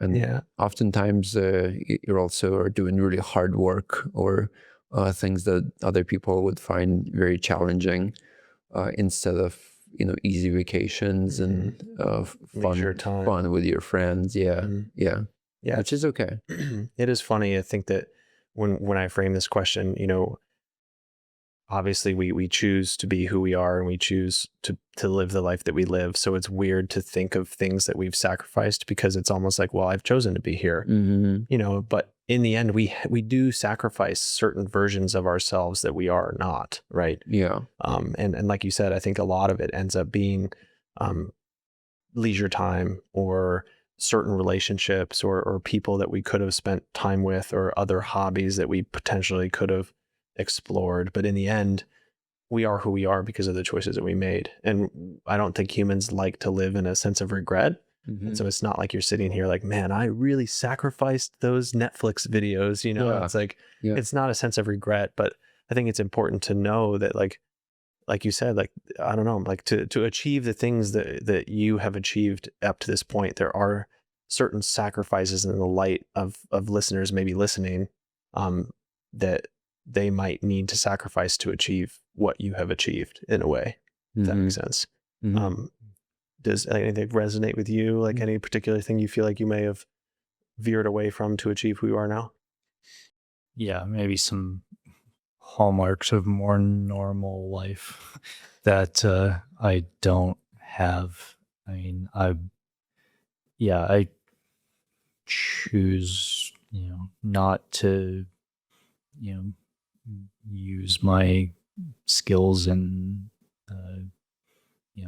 startup or other business opportunity, because I prefer the time to be spent climbing. I don't have pets. I don't have a partner. I don't have responsibilities that keep me in one place, so that I have the ability to go, spend a couple months in Europe this winter. Like I'm not going to ask somebody to, deal with that. Do you have a home base? In Salt Lake. In Salt Lake, okay. Not a van though. You have a house. Not a van. I have, but I have a 1-bed condo that I can leave, and nothing bad will happen. Yeah. So I don't have a lawn, so I don't do any maintenance.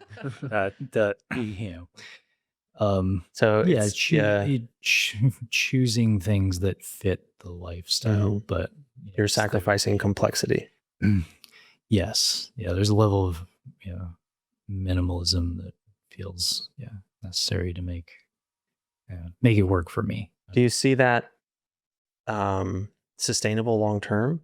Because I think that that mentality can be intoxicating for a lot of people, but at a certain point, I think like Randy Levitt shared this. I've talked to other people where it's like, I need to also be building something else. Like there's this passion for something else. Like have you ever experienced a pull or a passion towards building or creating something else outside of your passions for climbing? Yeah, I'll take on other projects from my own edification and learning, and I code and I like building stuff for myself, and Yeah. I just got a bunch of fabric, and I'm going to sew a bunch of packs and see if I can make something that I like for our next expedition. And I'm not necessarily saying that you should or that you need to. I'm just more trying to learn more about you as a person. yeah, I think there's, seasonality to things. There's motivation that ebbs and flows for certain things. And for me, it more becomes what kind of climbing is what I'm motivated for, and not really terribly much of an ebb and flow of climbing in and of itself. I think it's, no, I, I have strong passion for climbing. Yeah. And, it's kind of monomaniacal, but It's awesome. No, I think it's important. You need to have like people who have such like a specific driven focus are indispensable in this world. And it's awesome when you can find something that's that encompassing and fulfilling. Yeah, I want to say I wish I could be the same, but I like having a diversified mindset, so it's different. Something I've been thinking about recently is, as I've grown as a human, I've gone through like identity growth spurts, if that makes sense. To the point almost where after you're caught up in this transition period, which is very fluid and immersive, you get to the other side and you kind of have this breathing room of like, you almost like look in the mirror and you don't recognize yourself anymore, to a sense, because so much change has happened so fast and you haven't had time to like sit with yourself and look at yourself in the mirror as this new version of yourself. I'm interested if that's something that resonates with either of you, and if so, what kind of internal processes or things that you do to try to help like re-identify yourself with the new version of yourself after such like a staggering amount of personal change.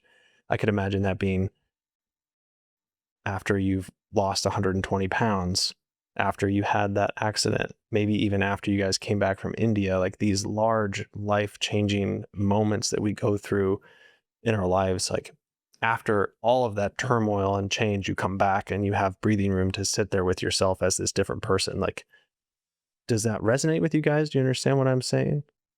Is there a part of you that's like rejecting the new you? No, I guess not rejecting, but like, there's this narrative we have about ourselves, like I am this, or like I do this, right? And like after you accept change, like you come back from an expedition or you adopt a new habit because it's like something that you've introduced into your lifestyle, that becomes like who you are. And now you have to like reframe your narrative of like, oh, this is who I am now. This is what I do. Like, I guess that's as best as I can describe it.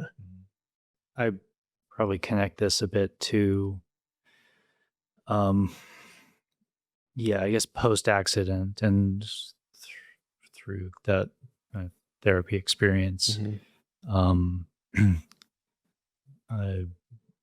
kind of disintegrating the self a bit, and looking at it more as parts and kind of different competing agendas inside your head. The self is a little less stable or fixed, I guess, for me at this point. So I can, I know some things about myself, but other things can change, and I still feel still feel similar. I guess I wouldn't look in the mirror and go, I don't recognize this. Even if there's a difference, I might look at it as, something less core has changed, and that's okay. Yeah, I mean, I don't think the change is necessarily bad. It's more like, if like allowing your mind to evolve into this new self that you've become, in a way. And also, I like the fact that you were talking about like the sense of self being fluid, and I really resonate with that. I think that the second the sense of self is like concrete, it's a recipe for like stagnation.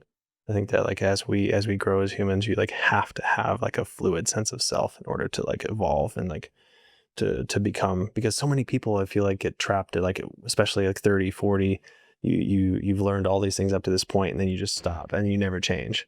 And then like from 40 on, you're constantly describing your life about the things you don't like or the things you like or the things you believe. And it's like those things stay the same for the next 40 years. And it's like that becomes a concrete sense of identity that never changes. And it's like, I don't know, to me, I hope that I can always adapt and evolve and go through these transition periods and like look at myself in the mirror like, man, we've changed. Like, let's evolve our sense of identity. Let's kind of redefine who we are and adapt to the world that's changing around us. There's a sense that, in which that's just self-knowledge too, though, right? Where you've had enough experience to know what you do and don't like, and I guess there's a nice part of being older and being less worried about how other people think or what what you should be doing, and knowing more what actually comes from inside. True, but I think that's also a difference between like identifying yourself with things that you don't like versus things that you like to do. I think a lot of people like define themselves like, I don't like salami, or I don't like to climb, I don't like running. It's like, is that how you really want to define yourself? Like, let's define ourselves with the things that we love to do, the things we want to do, these positive moving forward directions, rather than like, oh, I don't do this, I don't do this. It's like, I don't know, that the shift in mindset is important to me. Yeah, we can move on to that one unless you have anything. Well, for me, I feel like a really important part of redefining myself is accepting that I want to help other people, probably because I had lots of health issues growing up, and part of me became what I would call now a people pleaser. And I realized that it's really important for me to try to find ways to help, so that I became a registered nurse in order to help with people's health. When I got into climbing, after some time of being really into it and exploring the Sierra, I found a way to help other climbers by starting the process of making a comprehensive guidebook with another friend of mine. And I realized that, it is really important for me to share with other people and to bring value to other people's lives, because I feel like the biggest impact that we can make is actually by making lives of other people better in some way, even if somebody buys our guidebook and goes out to see 5 new areas to them that otherwise they would not think of coming to see for themselves. It makes their life more rich, and it makes me feel good on a certain level that the work that I put into a project is gonna make somebody else's life a little better.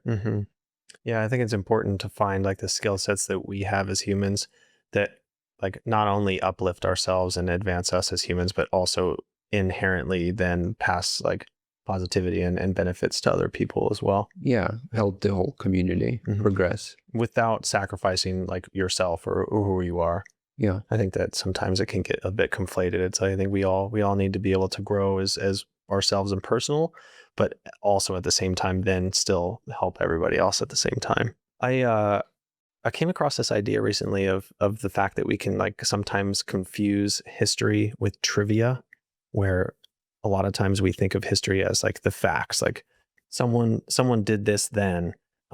We get focused on these details, but what I think history teaches us the most are like the people and the lessons and the morals and the stories that come from the past.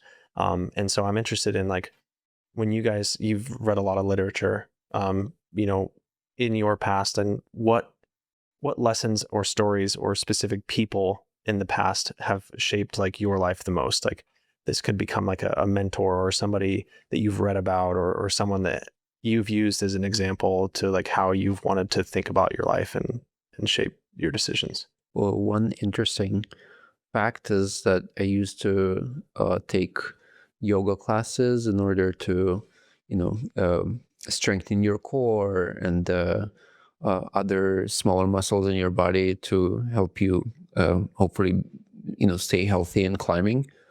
And one of the things I heard from our yoga teacher, which might be a bit woo-woo for most people, but it was to allow everyone around you to be your teacher. And it took, a certain level of repetition before I realized what the teacher was saying. But that allowed me to learn a lot more from every single person that I climb with or work with, or come in contact with, because I feel like every single person has a certain level of wisdom to share, even though it might not be on the topic of climbing or sending your next project or whatever. It could have, it could make a big impact if you allow yourself to learn from even the beginners that you are supposedly mentoring. Like on your podcast, recently you've been discussing the 20-60-20 rule. Totally. Yeah. And it basically makes me think about that, where it could be, you don't have to climb with 20% people who are better climbers, and then 60 that are like you, or 20% that are maybe not quite at your level yet, but you can learn from everybody. And it's really important to allow yourself to know that you can learn from every single person you come in contact with. Yeah, I think there's a lesson. Important to be receptive for that in the first place, right? Because if you aren't receptive, then the lessons will just like go past you and you won't even notice them. Yeah. So you can take lessons even from a yoga class, not only from each book, even though, of course, in literature, there's, good examples that, pivoted the way I looked at things. Or do you want any examples, or? If there's any specific ones that you feel like stand out. For example, in Steve House's book, Beyond the Mountain, which is on the topic of alpinism, he is talking about, a big climb that he ended up doing. And, one of the things that happened later, after his biggest climb of his life, is he took a fall on a winter climb in Canada, which was one of the more like practice climbs for him, but due to that accident, it changed the course of his life. Instead of focusing on cutting edge alpine climbing objectives, he had to adapt his life with some health issues that he was getting over, and he ended up starting a group called the Alpine Mentors, which is aimed to help young alpinists to become better, and he wrote the training for the new alpinism training manual guide book to help other people train. And I feel like for me that was a good lesson in trying to do everything in your power to prevent getting hurt on your B goals and objectives that are not gonna take you to like the next level. And I don't want to get hurt on any objective, but I feel like I became much more conservative after figuring out that if you get hurt prior to reaching your peak, then you're just making yourself a disservice. And it helped me take less risks in the mountains earlier in my climbing career than I would probably have. That's cool. That makes sense. Sean, how about you? Have any influential people or lessons or literatures that you've had in your life? Yeah, your piece about confusing history with trivia, it just made me think about the narratives we weave around particular facts, and that the the facts that are not the narrative, you can tell different narratives with very similar base facts. So the history and the meaning that you take from something is largely personal, and how you choose to what lens you choose to put on it. And I guess the my project to do all of the climbs on Guy Laselle's ultimate ice climbing tick list is not just to do all of the ice climbs. Like there's an element of understanding his experience through them, because they're on trips to Norway and to China and to France, and they're places in the world that he visited and that I follow in the footsteps and have a similar experience, or try to feel what that was like for him. And another element of his reputation, I guess, as not just a really talented and strong ice climber, but as a really kind and engaging guy who's a hell of a lot of fun to be around, and gave back to his community through tree planting. There's an element of who he was as a person that I think I'm trying to access through the through the project and through doing those ice climbs, but also engaging with the community and trying to be a little bit more like who he was. He's no longer with us? He passed in an avalanche at the Bozeman Ice Fest in, I think, 2008. Okay, wow. But he did lots of climbs, first ascents throughout the world, and was known as like a very very accomplished soloist on ice. It's wild how the routes speak so much to like who we are, especially when we're doing first ascents and we're like putting our name on these routes. Like it's not just the route, it's like what it took for that person to be in the place in that life to choose that objective, to climb that objective, to do it successfully, to survive. Like there's this whole story to the person that the route paints. And I feel like you kind of are alluding to, I would imagine you can get a taste of that essence like while you're on a route like that, and you get to kind of feel like who that person was and where they were in their life. So that's pretty cool. Yeah. It's awesome that you're kind of chasing that a little bit. I'm interested so you talked a little bit about risk management. I'm interested in your guys' thoughts on the difference between faith, luck, and self-reliance in the mountains. Obviously self-reliance is like our main goal, right? Do you feel like faith or luck has a place in the mountains as mountain athletes? I feel like it has a place, but you don't rely on them logically. Luck could help you, but you shouldn't rely on luck. And self-reliance is what you choose to do with all the things that you've learned in your lifetime in order to stay safe.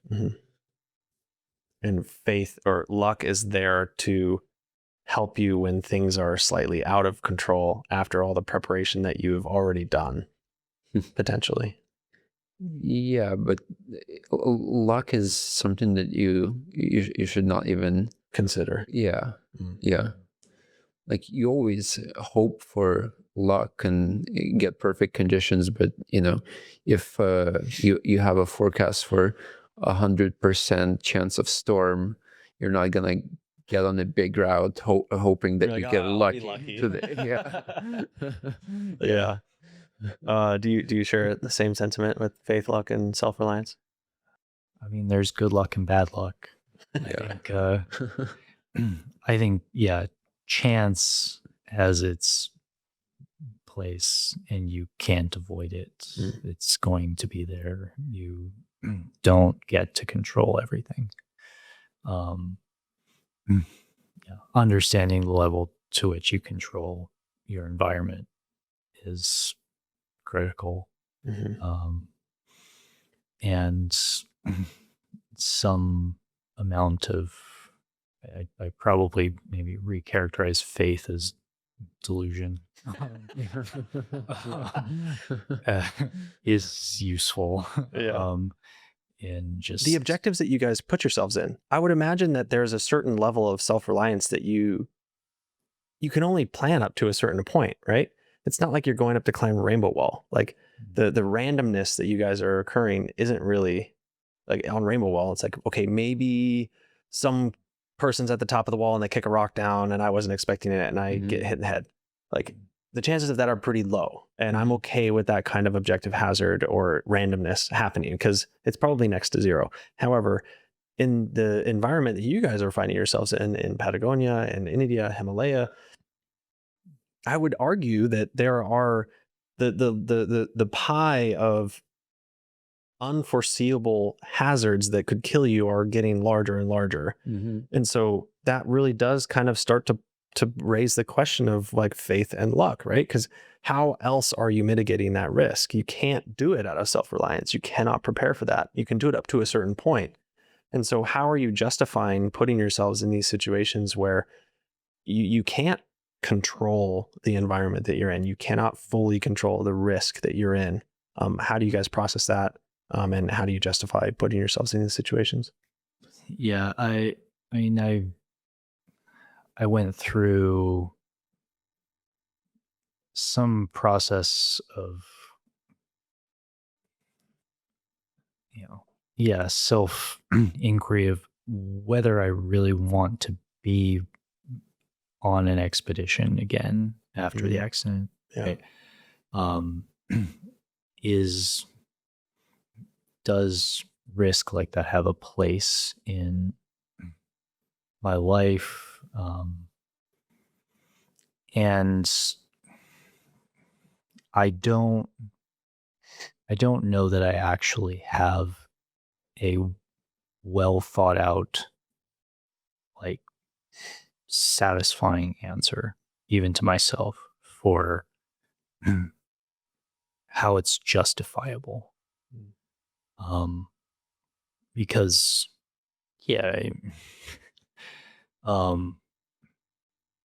when you're in the, pain cave of someone close to you dying, there's nothing justifiable. Yeah. But it's a part of life. And there's, you can go be as safe as possible and take as little risk as possible and live the simplest and safest life, and it may or may not be fulfilling. And for me, there's only one thing that lights my face up like climbing, and specifically this, bigger objectives, mixed climbing, ice climbing.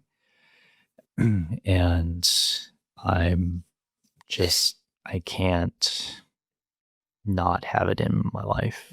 And I'm making choices that expose myself to risk and that have consequences beyond my own life. And that weighs on me, as it probably ought to. And I don't know that I'm going to get to a happy justification, but I'm at least in a place where I know what feeds me, and I know what the cost is, and I'm at least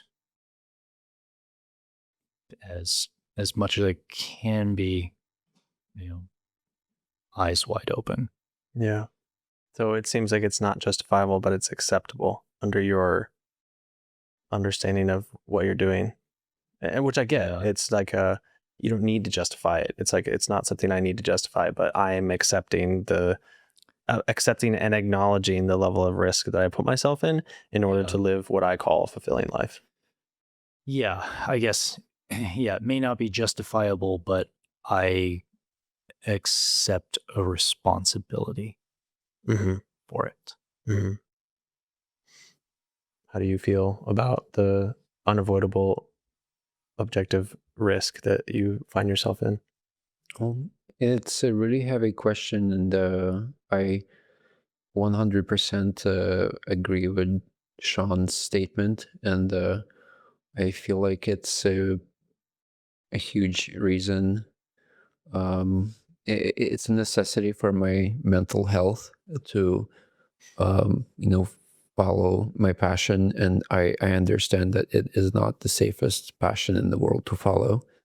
And I I try to take as much responsibility and avoid as much objective danger as possible, but still I do understand that there is a level of chaos that is in the environment that we choose to explore, and you can't take all the danger out of it, just like you can't take the danger out of driving.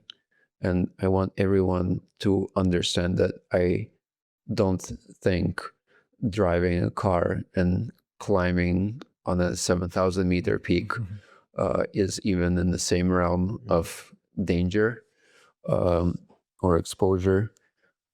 But I feel like for me to live a fulfilling life, I have to accept this level of,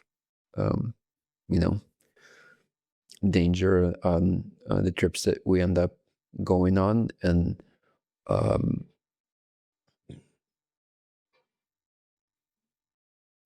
and I don't think death is acceptable to justify or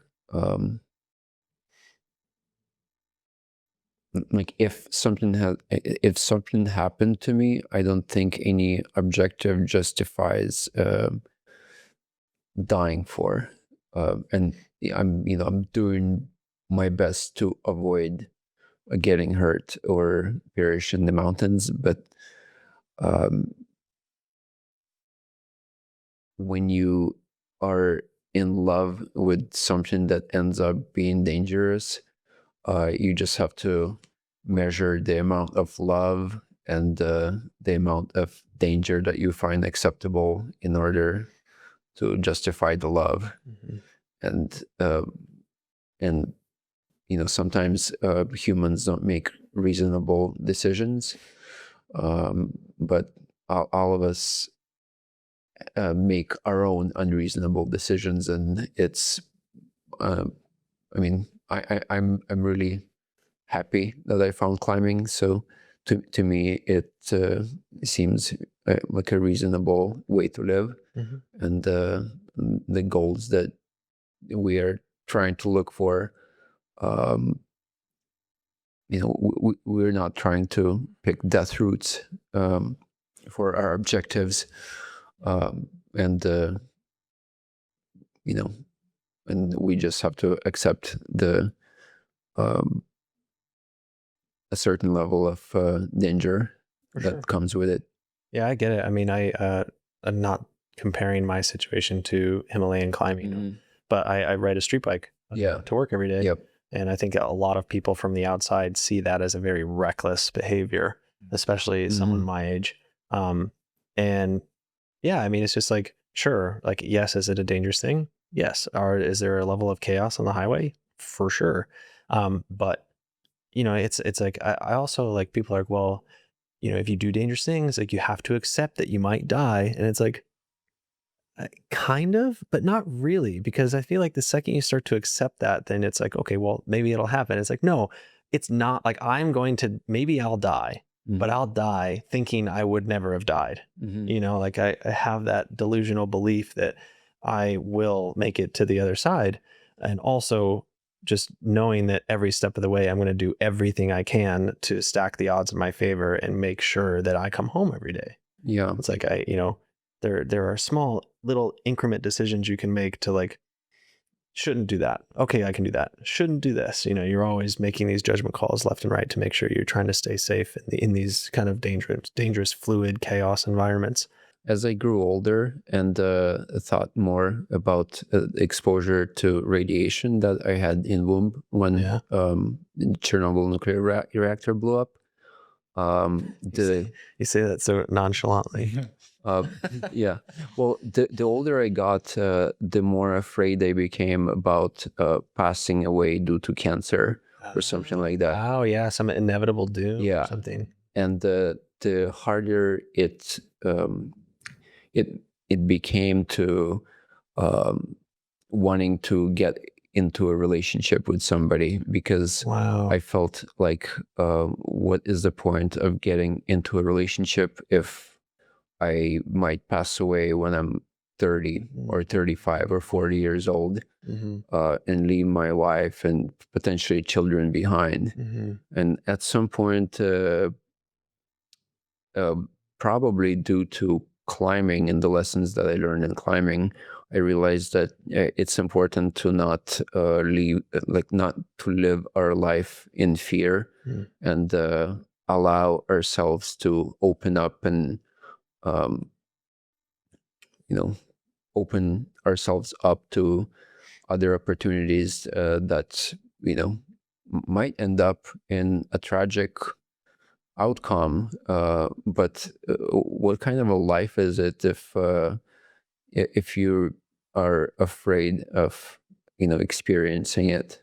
Yeah. And if you meet a person that you fall in love with, or find an activity that ends up capturing your imagination, and that's something that you want to do almost every day of your life, and you just turn yourself off and said, no, I don't want to be with you because I may die due to cancer, or because a car hits me tomorrow, or I don't want to be in this relationship because I'm too afraid that something is going to happen to you. And I'm not going to do this activity that I fell in love with.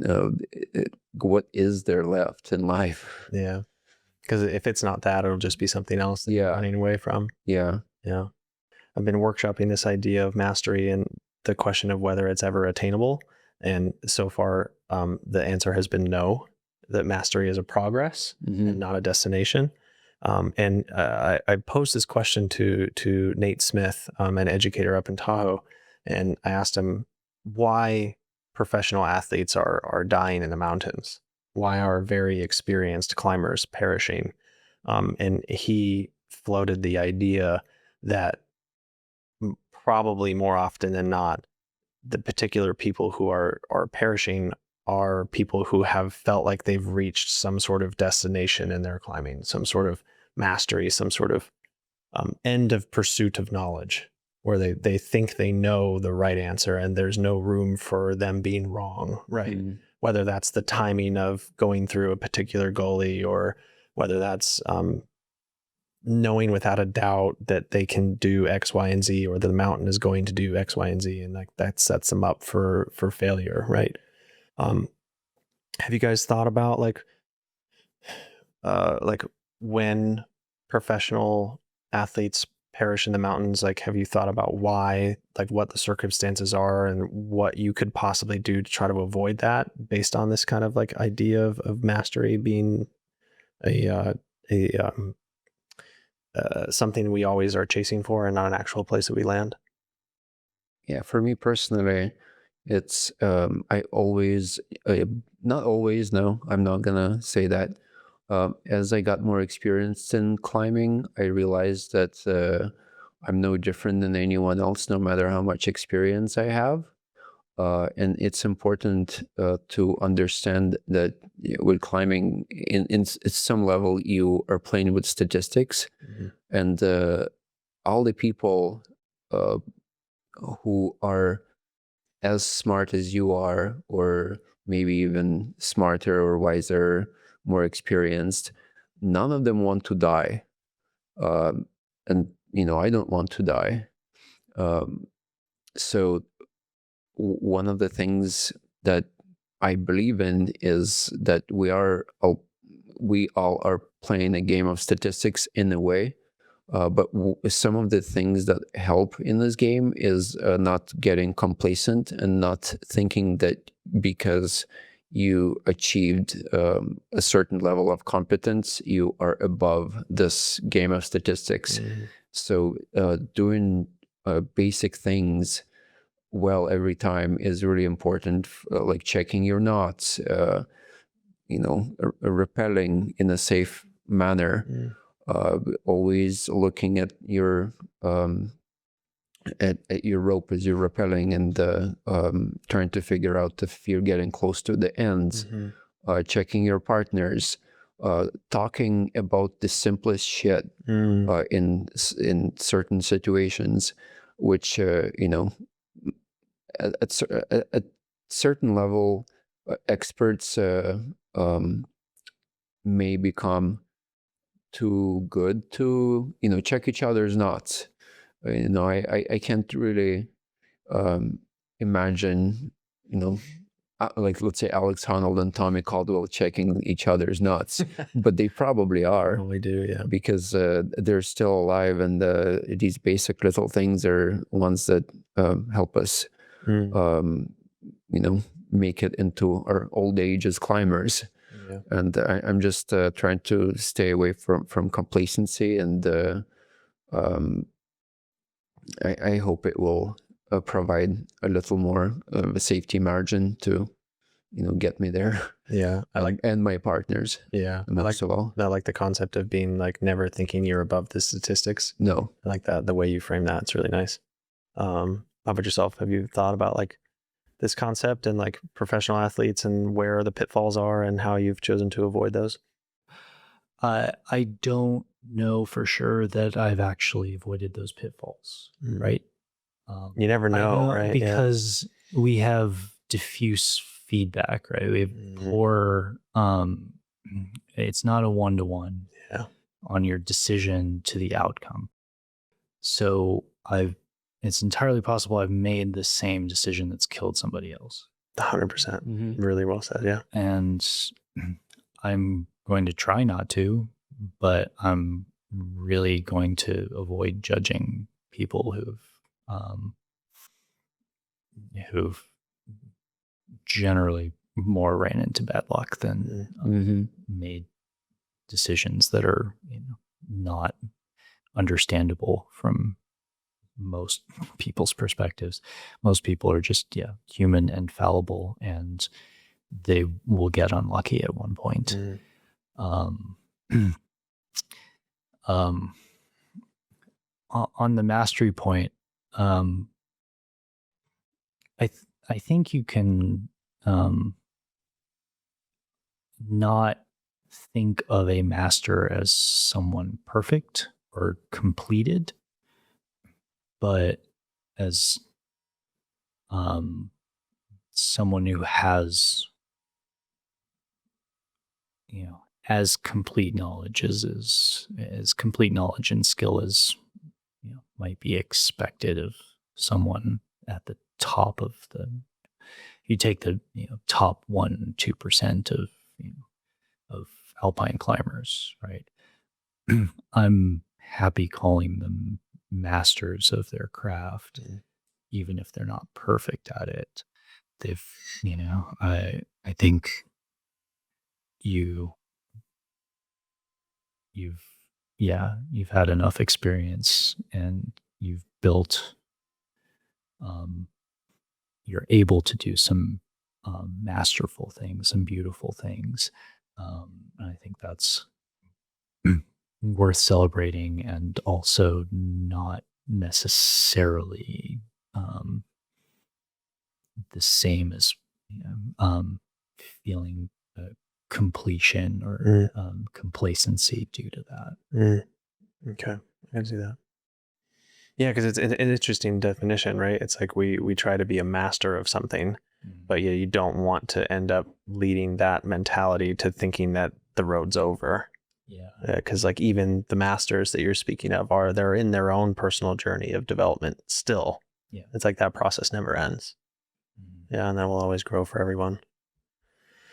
I mean, that's it. I've got no deep questions left.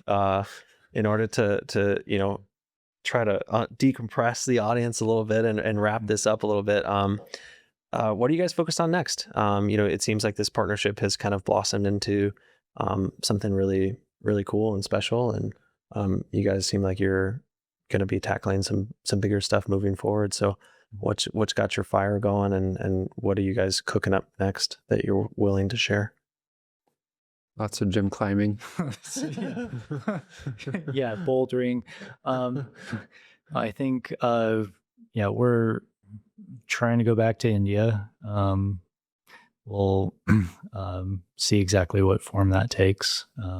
But we've got to do an expedition in spring, and hopefully do some more practice spooning, and you got to practice that at home, right? Yeah. I'll practice with my wife. Maybe I can let you borrow my cat or something. Or John. Yeah, so that's exciting. India. Is that like a 2027 or what's the 2026? 2026? Yeah. Cool. Yeah. Back to Patagonia in 26 as well? No idea. No idea. Okay. I feel like you gotta take it one step at a time, Okay. and survive one objective. See you see how excited you are and how much time off do you want to take, or maybe you get even more excited and you're just gonna, I'm gonna quit my work and go all out. You just go straight from India to Alaska. Yeah, exactly. That has been an idea we threw around, and Is Alaska like the next stepping stone after India? No, I would imagine it'd be the other it way was just around. seasons. Oh, okay, gotcha. If you're already acclimated. Oh, just go straight to Yeah. Why not? Well, awesome, guys. I appreciate you guys sitting down. It's been just an honor and a pleasure. Oh, thank you so much. It's great to meet you in person. I'm really happy we waited to make this happen. For sure. Yeah. Fun to talk and think about all these things. Yeah, for sure, man. I appreciate you guys trusting me with your guys' story and your guys' thoughts and everything. It's been a pleasure. Where can people follow your stories? Where can people kind of like inspired by what you guys are doing? What's the best place to follow your story with what you're doing? I occasionally post things on Instagram. Okay. It's Sean M. Shan, SHAN, which is the Chinese word for mountain. Oh, cool. Which sounds enough like my name that it's my my little symbol. Very cool. And occasionally I put a little post about Patagonia on my website as well. It's just myname.com. Okay. Awesome. Vitaliy, yourself? Yeah, I'm just like everyone else. I post on Instagram. I love photography, and it's more of a photography account, and it's some about climbing.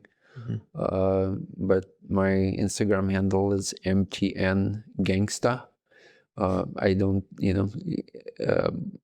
take myself very seriously, so it's obviously a joke of a screen name. Yeah, and I try to post there at least once a week or so. Do you have a website? No. No? Okay. Instagram only? All right. Awesome, guys. Well. Yeah, thank you so much for your company. Thank you.